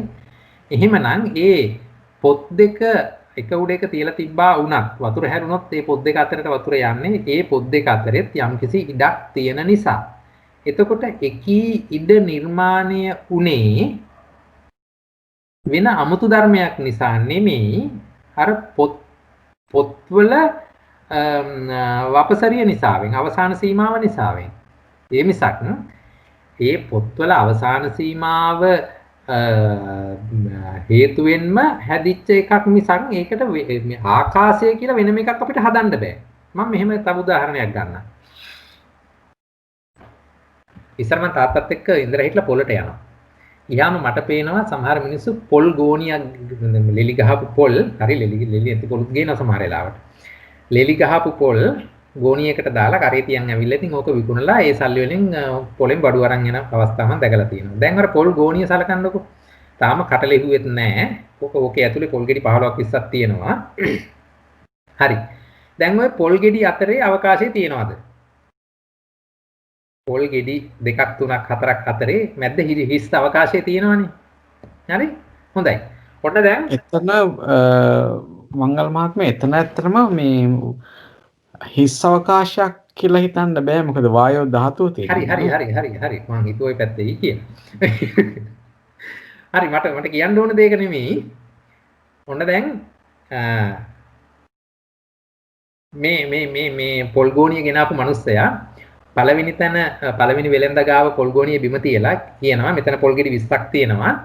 මේ පොල් ගෙඩි විස කීයටද ගන්න. එතකොට අර මිනිහා මහා අඩු ලන්සුවක් කියනවා. ඒ අනුව මේ මිනිස්සයා පොල් ගෝණිය උස්සගෙන දෙවෙනි වෙලෙන්ද ගාවට ගිහලා එතන බිමින් තියෙනවා. හරිද? දැන් පළවෙනි වෙලෙන්ද ගාව පොල් ගෝණිය තිබ්බහම ඒ පොල් ගෝණියේ හිඩස් පොල් අතරේ හිඩස එතන අවකාශයක් තිබුණා කියලා මම වාතය අමතක කරන්නකො. ඇහැට පේන්නෙත් නෑ. ඒක දැනට පොඩ්ඩක් වාතය කියන එක අමතක කරන්නකො. එතන අවකාශයක් තිබුණා. පොල් අතර හිඩසක් තිබුණා. හරිද? හොඳයි. දැන් ඔය කියන අවකාශය පළවෙනි වෙලෙන්ද ගාවදී තිබුණා. දැන් මේ මිනිස්සයා පොල් ගෝණිය උස්සගෙන ගිහලා දෙවෙනි වෙලෙන්ද ගාව පොල් ගෝණිය තිබ්බහම ඒ පොල් ගෝණියේ පොල් අතරත් අවකාශයක් තියෙනවා. ඒතකොට දැන් මට කියන්න ඒක අර පළවෙනි වෙලෙන්ද ගාව තිබ්බ අවකාශයේද දෙවෙනි වෙලෙන්ද ගාව තියෙන වෙන අවකාශයක්ද? වෙන අවකාශයක්. හරි. ওই විදිහට අවකාශය ගැන හිතනද අවකාශය කියන එකට අමුතුවෙන් ප්‍රත්‍ය යොදලා ගලපලා හදන්න පුළුවන් දෙයක් නෙමෙයි. ඒ තැන යෙදිච්ච ධර්මතා අනුව ඒ යෙදුණු ධර්මතා අනුව නිර්මාණය වෙන දෙයක් මිසක් ආකාශය කියන එක අමුතුවෙන් හදලා මවලා ගත්ත එකක් නෙමෙයිනේ. අනිකුත් ධර්මතා එක්කහු වීම තුල ඉබේම ඇතිවන හිඩස තමයි අවකාශය කිව්වේ. මහත්මයා මට මෙච්චර මට හිතිලා තිබුණේ මේ ඕනෑම ධර්මතාවයකට පවතින දෙන්න ලැබුණ ඉඩ තමයි අවකාශය කියලා කියන්නේ. කියන එක හරියට කරුණාකර නැවත වතාවක් කියන්න මට හරියටම ඇහුනේ නැහැ. ඕනෑම ධර්මතාවයකට මේ ලෝකේ පවතින යම්කිසි ඉඩක් දෙනවා නම් ඒක තමයි අවකාශය කියන එක කියන හැඟීමක් මට ඇවිල්ලා තිබුණා. ඕනෑම ධර්මතාවයක් සිතක් පවතින අවකාශයේ කොච්චර ඉඩක් ඕනද? ලීටරයක්?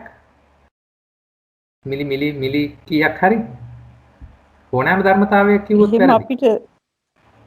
එහෙම අපිට වර්ග කරන්න බෑ. නමුත් ඒ පවතින තියෙන අවස්ථාව තමයි අවකාශය කියලා හඳුන්වන්න පුළුවන් කියන මම නිකන් හිතනකොට මට හිතලා තිබුණා. නමුත් අපිට රූපකාණ්ඩයේ රූපයක් හැටියට විස්තර වෙන අවකාශය කියන ධාතුවක් තියෙනවා.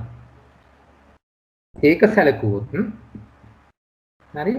එතකොට ඒක රූපකාණ්ඩයේ යටතේ වෙනම විස්තර වෙන ස්වභාවයක් නිසාවෙන් ඒ ස්වභාවය විස්තර කරන තැන ඔය වචන ලැයිස්තුවෙන්ම නෙමෙයි ඒක විස්තර කරලා තියෙන්නේ. එතනදී අර අනිකුත් ධර්මතා එකට යෙදීම නිසා ඒ හේතුවෙන් එතන ඇතිවන හිඩස කියන එක තමයි. ඒ කියන්නේ දැන් සියුම්ම බෙදලා අරගත්තොත් රූප කලාප දෙකක් අතර. හරි දෙකක් තිබීම නිසා ඒක ඒ අතර තියෙන හිඩස. මොකද එතන යම්කිසි විදිහක හිඩසක් නොතිබුණා නම් ඒ රූප කලාප වෙන් කරන්න බෑ. එහෙමනම් ওই පරමාණු බෝම්බයක් එහෙම හදන්න බැරි වෙයි. හරි? ඒ වෙන් කරන්න පුළුවන් උනේ අපිට දර කෑල්ලක් බලන්න පුළුවන් වෙන්නේ ඇයි? ඒක වෙන් කරලා ගන්න තුලින් ඒ ධර්මතා එකට ඇලිලා තිබුණත් ඒවා වෙන් කරලා ගන්න පුළුවන් නිසා ඒ කියන්නේ එතන ඇසට නොපෙනුනාට සියුම් වශයෙන් හෝ අවකාශයක් තිබුණ නිසා. ඒ විදිහටයි මම තේරුම් අරන් තියෙන්නේ. මම හිතනවා කවුද අපේ ජයන්ත මහත්තයාට තව අලුත් දෙයක් හම්බුනොත් මටත් දන්වන්න. මංගල මහත්තයා මටත් මේව අදහස් දැන් මధుරෙක් අපිට දෂ්ට කරනවානේ. මధුර එතකොට අපේ හැමේ තියෙන රූප කලාප රාශියක්නේ. එයාගේ මේ තුඩට බෑ අපේ හැමක් විඳින්න. නමුත් ඒ අතර එයා ඒ අපේ හත තියෙන හිඩසෙන් තමයි එයාගේ ලේ උරා බොන්නේ. ඒක තමයි අවකාශය. අපේ රූප කලාවට දෙන අවකාශය කියලා මට එහෙම තේරලා තියෙනවා. තෙරුවන් සරණයි. චුට්ටක් නම් එකඟ වෙන්න බෑ. හේතුව මගේ හැම අතරේ තියෙන සිඩසකින් මදුරුවා උගේ දලේ විද්දන මට රිදෙන්න බෑ. උදාහරණයක් ඇතුළට මං කට අරන් බුදියන් ඉන්න වෙලාවකදී ඇටමැස්සෙක් කට ඇතුලේ රවුමක් ගහලා ගියයි කියලා මට දැනෙන්නේ. හරිද? ඒ අනුව එහෙම තියෙන හිතසක් වෙන්න බෑ. ඌ අනිවාර්යෙන් දලෙන් මට විදිනවා. ඒ කියන්නේ අනිත් එක මේ අපි මේ කතා කරන අවකාශ ධාතුව කියලා රූප කලාප දෙකක් අතර තියෙන අවකාශ ධාතුව තත් වඩා නම් මදුරුවාගේ දලය සියුම් නම් ඌට එකෙන් ලේපොන්න බෑ. මොකද රුධිර සෛලයක් ඊට වඩා ලොකුයි. මෙතන මේ අභිධර්මයේ තුල රූපකාණ්ඩයේ අවකාශ ධාතුව කියලා විස්තර කරන රූප කලාප දෙකක් අතර පවතින හිඩැස මොනම විදිහකටවත් ඇහෙන් හෝ එහෙම නැත්නම් අන්වීක්ෂයකින් හෝ බලන්න පුළුවන් ඇති කියලා මම විශ්වාස කරන්නේ නැහැ. නමුත් එහෙම ධර්මතාවයක් ඇති වෙනවා. ඒ නිසා තමයි බුදුරජාණන් ඒක වෙනමම ධර්මයක් හැටියට පෙන්වුවේ. එතකොට ඒක අපිට අමුතුවෙන් හදන්න පුළුවන් එකක් නෙමෙයි. අනිත් ධර්මතා එක්කහු වීම තුල සෑදෙන දෙයක්. හැබැයි අනිත් ධර්මතා නැත්නම් අරක හැදෙන්නෙත් නැහැ. ඒ විදිහට තමයි මම එක තේරුම් අරන් තියෙන්නේ. හොඳයි. තෙරුවන් සරණයි මංගල මහත්තයා මම හිතන්නේ රූප කලාප එකක් වෙන්කර හඳුනා ගැනීමට අවකාශයක් වුණා වෙනවා කියලා වෙනස් ව්‍යංජන වලින් ඔබ ඒක ඉදිරිපත් කළා. මොකද යම් කිසි විදිහකින් එහෙම අවකාශයක් වපසරියක් වට මේ පරිධියක් නොතිබුණා නම් අපිට කලාපය කියලා හඳුනා ගන්නත් බෑ තමයි.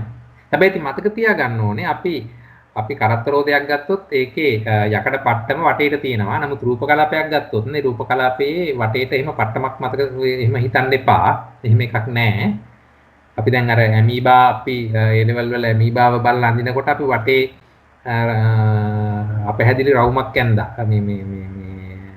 ඒ රවුම තමයි උගේ සෛලයේ පවතින ප්‍රමාණය කියලා. නමුත් රූප කලාපයක් ගත්තොත් එහෙම ඉරි ඇඳලා වෙන් කරගන්න අපිට ඉතින් අර විස්තර කිරීමේදී අපි ඉරක් ඇඳලා වෙන් කරලා පෙන්නනවා වෙන්න පුළුවන්. නමුත් රූප කලාපයක එහෙම කරන්න පුළුවන් කියලා මම හිතන්නේ නැහැ. ඒක ශක්ති විශේෂයෙන් එකට ගොනු වෙලා තියෙන ස්වභාවය. ඊළඟට අටකතා කාණ්ඩයේදී සප්පච්චය ධර්මයේ කොහොමද හඳුන්වන්නේ? ඡේද 1452 කතමේ ධම්මා සප්පච්චය චතුසු භූමිසු කුසලං අකුසලං චතුසු භූමිසු විපාකෝ තීසු භූමිසු කිරියාවයකතං සබ්බංච රූපං ඉමේ ධම්මා සප්පච්චය.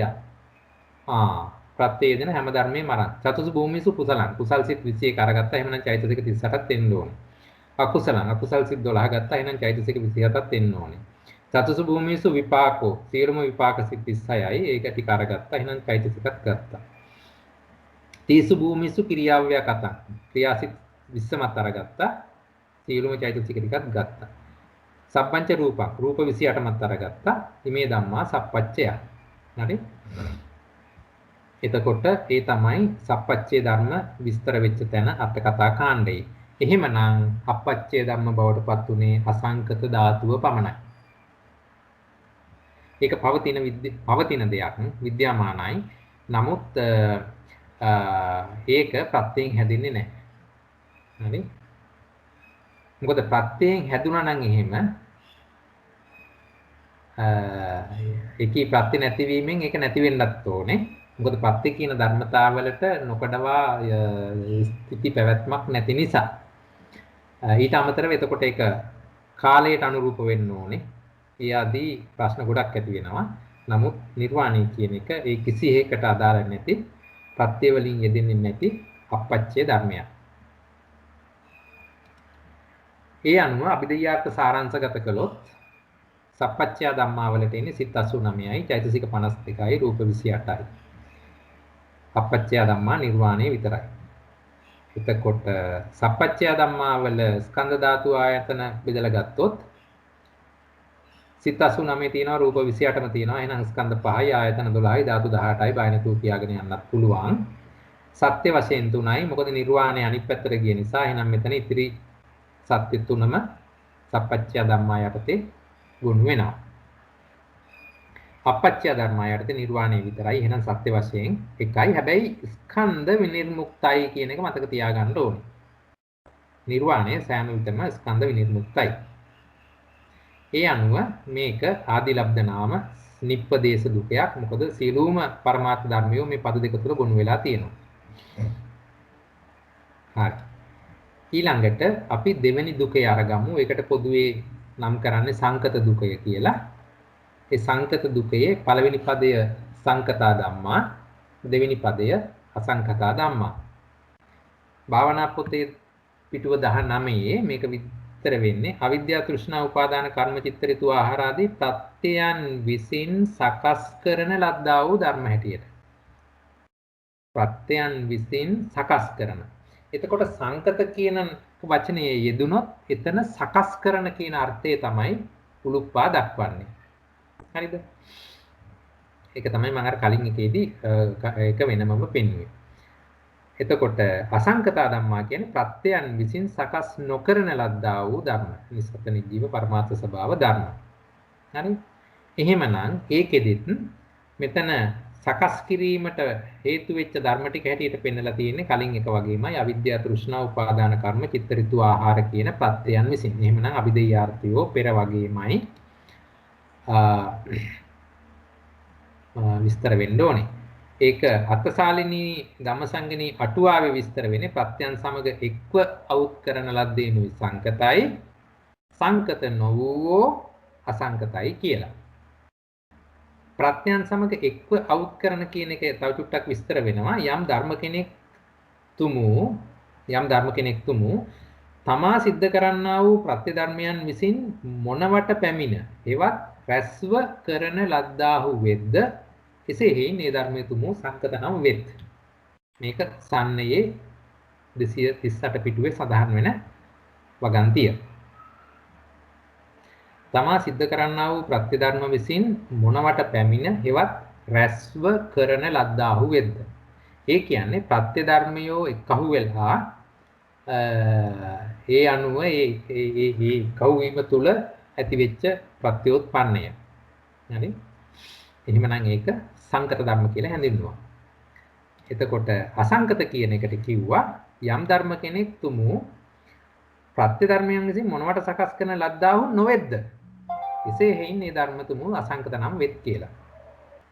ඊළඟට නික්කේප කාණ්ඩයේ අර්ථය අරගෙන බැලුවොත් ඡේද 1090 කතමේ ධම්මා සංඛතා තේව ඒ ධම්මා සප්පච්චයා තේව තේ ධම්මා සංකතා.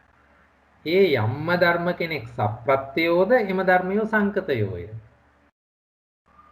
පළවෙනි පදේමයි පළවෙනි දුකේමයි අනිත් පැත්තට වෙනස් ව්‍යංජන වලින් ඉදිරිපත් වෙනවා.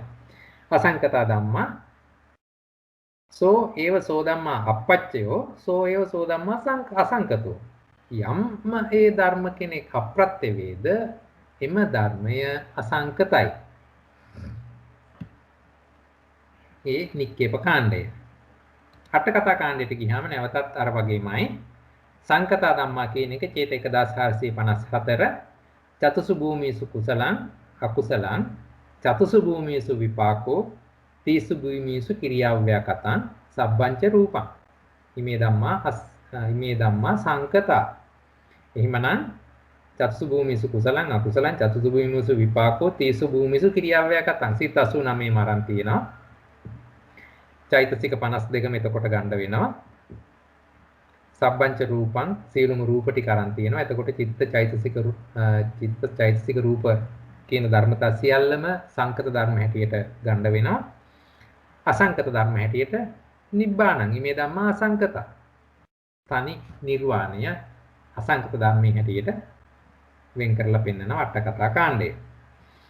එහෙමනම් අභිදේයාර්ථ සාරාංශගත කළොත් සංකතා ධර්මා කියන්නේ සිත් 89යි චෛතසික 52යි රූප 28යි. එහෙමනම් සිත් 89යි රූප 28යි ඔක්කොම තියෙන නිසා ස්කන්ධ 5යි ආයතන 12යි ධාතු 18යි සත්‍ය ධර්ම හැටියට ගන්න පුළුවන් සත්‍ය 3යි. නිර්වාණය පැහැදිලිව අසංකතා ධාතු හැටියට අනිත් පැත්තට අරන් තියෙන නිසා දුක්ඛ සත්‍ය, සමුදය සත්‍ය සහ මාර්ග සත්‍ය මේ සංකතා ධර්ම යටතේ සත්‍ය ධර්ම තුන හැටියට ගලපන්න වෙනවා. නිර්වාණය හැම වෙලාවකම ස්කන්ධ විනිර්මුක්තයි කියන්න ඕනේ. එහෙමනම් ආයතන වශයෙන් ධම්මායතනයටත්, ධාතු වශයෙන් ධම්ම ධාතුවටත්, සත්‍ය වශයෙන් නිරෝධ සත්‍යයටත් ඒක අයත් වෙනවා. එහෙමනම් මේ දෙවෙනි දුකය, එහෙම නැත්නම් සංකත දුකය ආදිලබ්ධ නාම නිප්පදේශ දුකයක්. නිප්පදේශයි කියලා කිව්වේ සීලුම ධර්මතා මේ පද දෙක යටතේ ගොනු වෙලා තියෙන නිසා. හොඳයි. තුන්වෙනි දුකේට යන්න. අපිට වෙලා ඇති වෙයිද? වෙලාව කීයද? 7යි. අපි ඊළඟ දවසේ සාකච්ඡා කරමු නේද? අපි ඊළඟ දවසේ සාකච්ඡා කරන්න හොඳයි කියලා හිතනවා නේ. හරි. එහෙමනම් තුන්වෙනි දුකේ ඉඳලා අපි ඊළඟ දවසේ සාකච්ඡා කරමු. මොකද බොන්න මහත්තයා කිව්වේ? අතරව සාකච්ඡාව කෙරීගෙන යන විදිහ වෙනස්කම් කරන්න ඕන නම් එහෙම දේවල් තියෙනවා නම් ඒවත් කියන්න. යනුව අර තේරෙන්නේ නැති තැන් තියෙනවා නම් ඒවා පොඩ්ඩක් මතක් කරන්න ඕනේ අපිට. මේ මොකද හැමෝම ප්‍රශ්න නොනගා ඉන්නකොට අපි හිතනවා හැමෝටම තේරෙනවා කියලා. ඒ විදිහට අපිත් එක්ක මොනවාද සංවාදයක් ඇති කරගෙන එනවා නම් මටත් ඉගෙන ගන්න පුළුවන්, ඔයාලත් ඉගෙන ගන්න ලස්සනට. හොඳයි. එහෙමනම් ප්‍රශ්න තියෙනවා නම් මතු කරන්න පුළුවන්. එහෙම නැත්නම් දවසේ වැඩසටහන අවසන් කරන්න. තෙරුවන් සරණයි. කාට හරි ගැටලුවක් තියෙනවද? නෑ වගේ නේද බ්‍රුණ මහත්තයා. අපි එහෙනම් සාකච්ඡා නිමාවට පත් කරමු නේද? ඔව් අපි සාකච්ඡා නිමාවටපත් කරමු නේද? චන්ද්‍රිකා මහත්මියට එමුද පේනවද? හොඳයි. චන්ද්‍රිකා මහත්මියට යමු. ඔව් තේජා මහත්මියගේ වීඩියෝ එක ඔන් වෙලා තියෙනවා. පුළුවන් නම් ඔෆ් කරගන්න. තේජා මහත්මිය. හරි. හොඳයි තෙරුවන් සරණයි. අපි දෙවියන්ට පින් දෙමු. ආකාසට්ටාච බුම්මට්ටා දේවා නාග මහිත්‍තිකා පුඤ්ඤන්තං අනුමෝදිත්වා චිරං රක්칸තු සම්මා සම්බුද්ධ ශාසනං. ආකාසට්ටාච බුම්මට්ටා දේවා නාග මහිත්‍තිකා පුඤ්ඤන්තං අනුමෝදිත්වා චිරං රක්칸තු සම්මා සම්බුද්ධ දේශනං. ආකාසට්ටාච බුම්මට්ටා දේවා නාග මහිත්‍තිකා පුඤ්ඤන්තං අනුමෝදිත්වා චිරං රක්칸තු සම්මා සම්බුද්ධ ශ්‍රාවකං. ඉදම්මේ ඥාතිනං හෝතු සුඛිතා හොන්තු ඥාතයෝ. ඉදම්මේ ඥාතිනං හෝතු සුඛිතා හොන්තු ඥාතයෝ. ඉදම්මේ ඥාතිනං හෝතු සුඛිතා හොන්තු ඥාතයෝ. ඉමිනා පුඤ්ඤ කම්මේන මාමේ බාල සමාගමෝ තතං සමාගම හෝතු යාව නිබ්බාන පත්තිය. ඉදම් මේ පුඤ්ඤ කම්මං ආසවක්ඛයා වහං හෝතු. ඉදම් මේ පුඤ්ඤ කම් ආසවක්ඛයා වහං හෝතු. ඉදම් මේ පුඤ්ඤ කම්මං ආසවක්ඛයා වහං හෝතු. සම්බ දුක්ඛා පමුච්චතු. අද දවසේ අංගල මහත්තයා අපිට බොහෝ ධර්ම කරුණු පැහැදිලි කරලා දුන්නා. බොහොම ස්ලයිඩ්ස් දාලා බොහොම පැහැදිලිම ලෙස අපිට හැමෝටම මම හිතන්නේ නොතේරිච්ච කෙනෙක් නැහැ මෙතන. හැමෝටම තේරුණා. අපි ඉතින් සියලු දෙනා මේ ධර්මයේ හොඳින්ම හැදෑරුවා. වැඩ බහුල වෙලත් අපේ කෙරේ අනුකම්පාවෙන් මේ විදිහට කාලයේ ශ්‍රමයේ වැය කරලා කිරීම ගැන අප ඔබතුමාට කෘතවේදීව පුණ්‍යානුමෝදනා කරනවා. ඇත්තටම මේක ධර්ම දානමය කුසලයක්. මේකේ ආනිසංසයේ ඉමහත් ඔබතුමා බලාපොරොත්තු වෙන බෝධියකින් ධර්මාබෝධය ලබා ගැනීමට මේ ධර්ම දානමය කුසලයේ උපනිශ්‍රේ වේවා කියලා අපි සියලු දෙනාම වෙනුවෙන් මම ප්‍රාර්ථනා කරනවා. ඒ වගේම ඔබතුමාගේ පවුලේ සැමට දෙමාපියන්ට ධර්මයේ හැදෑරූ ගුරුවරුන්ට මේ පින් අනුමෝදන් වෙත්වා. තව තවත් අපිව දිරිමල් ගන්නමින් ප්‍රශ්න මතු කර දෙන මේ ධර්මයේ පැහැදිලි කරලා දෙන බ්‍රෝණ මහත්තයාටත් හැන්ත මහත්තයාටත් මේ පින නිර්වාණ අවබෝධයටම හේතු වේවා. මේ ධර්ම ශ්‍රවණයේ මේ කුසලයෙන් අපි සැමට තවත් ධර්මඥානය දිනු කර ගැනීමටත් පතන්නා වූ බෝධියකින් මඟඵල නිවන් ලබා ගැනීමටත් මේ ධර්ම ශ්‍රවණමේ කුසලයේ හේතු වේවා වාසනාව වේවා. තෙරුවන් සරණයි. නැවත අපි ළඟන සම්දා හමු වෙමු. තෙරුවන් සරණයි. සරණයි.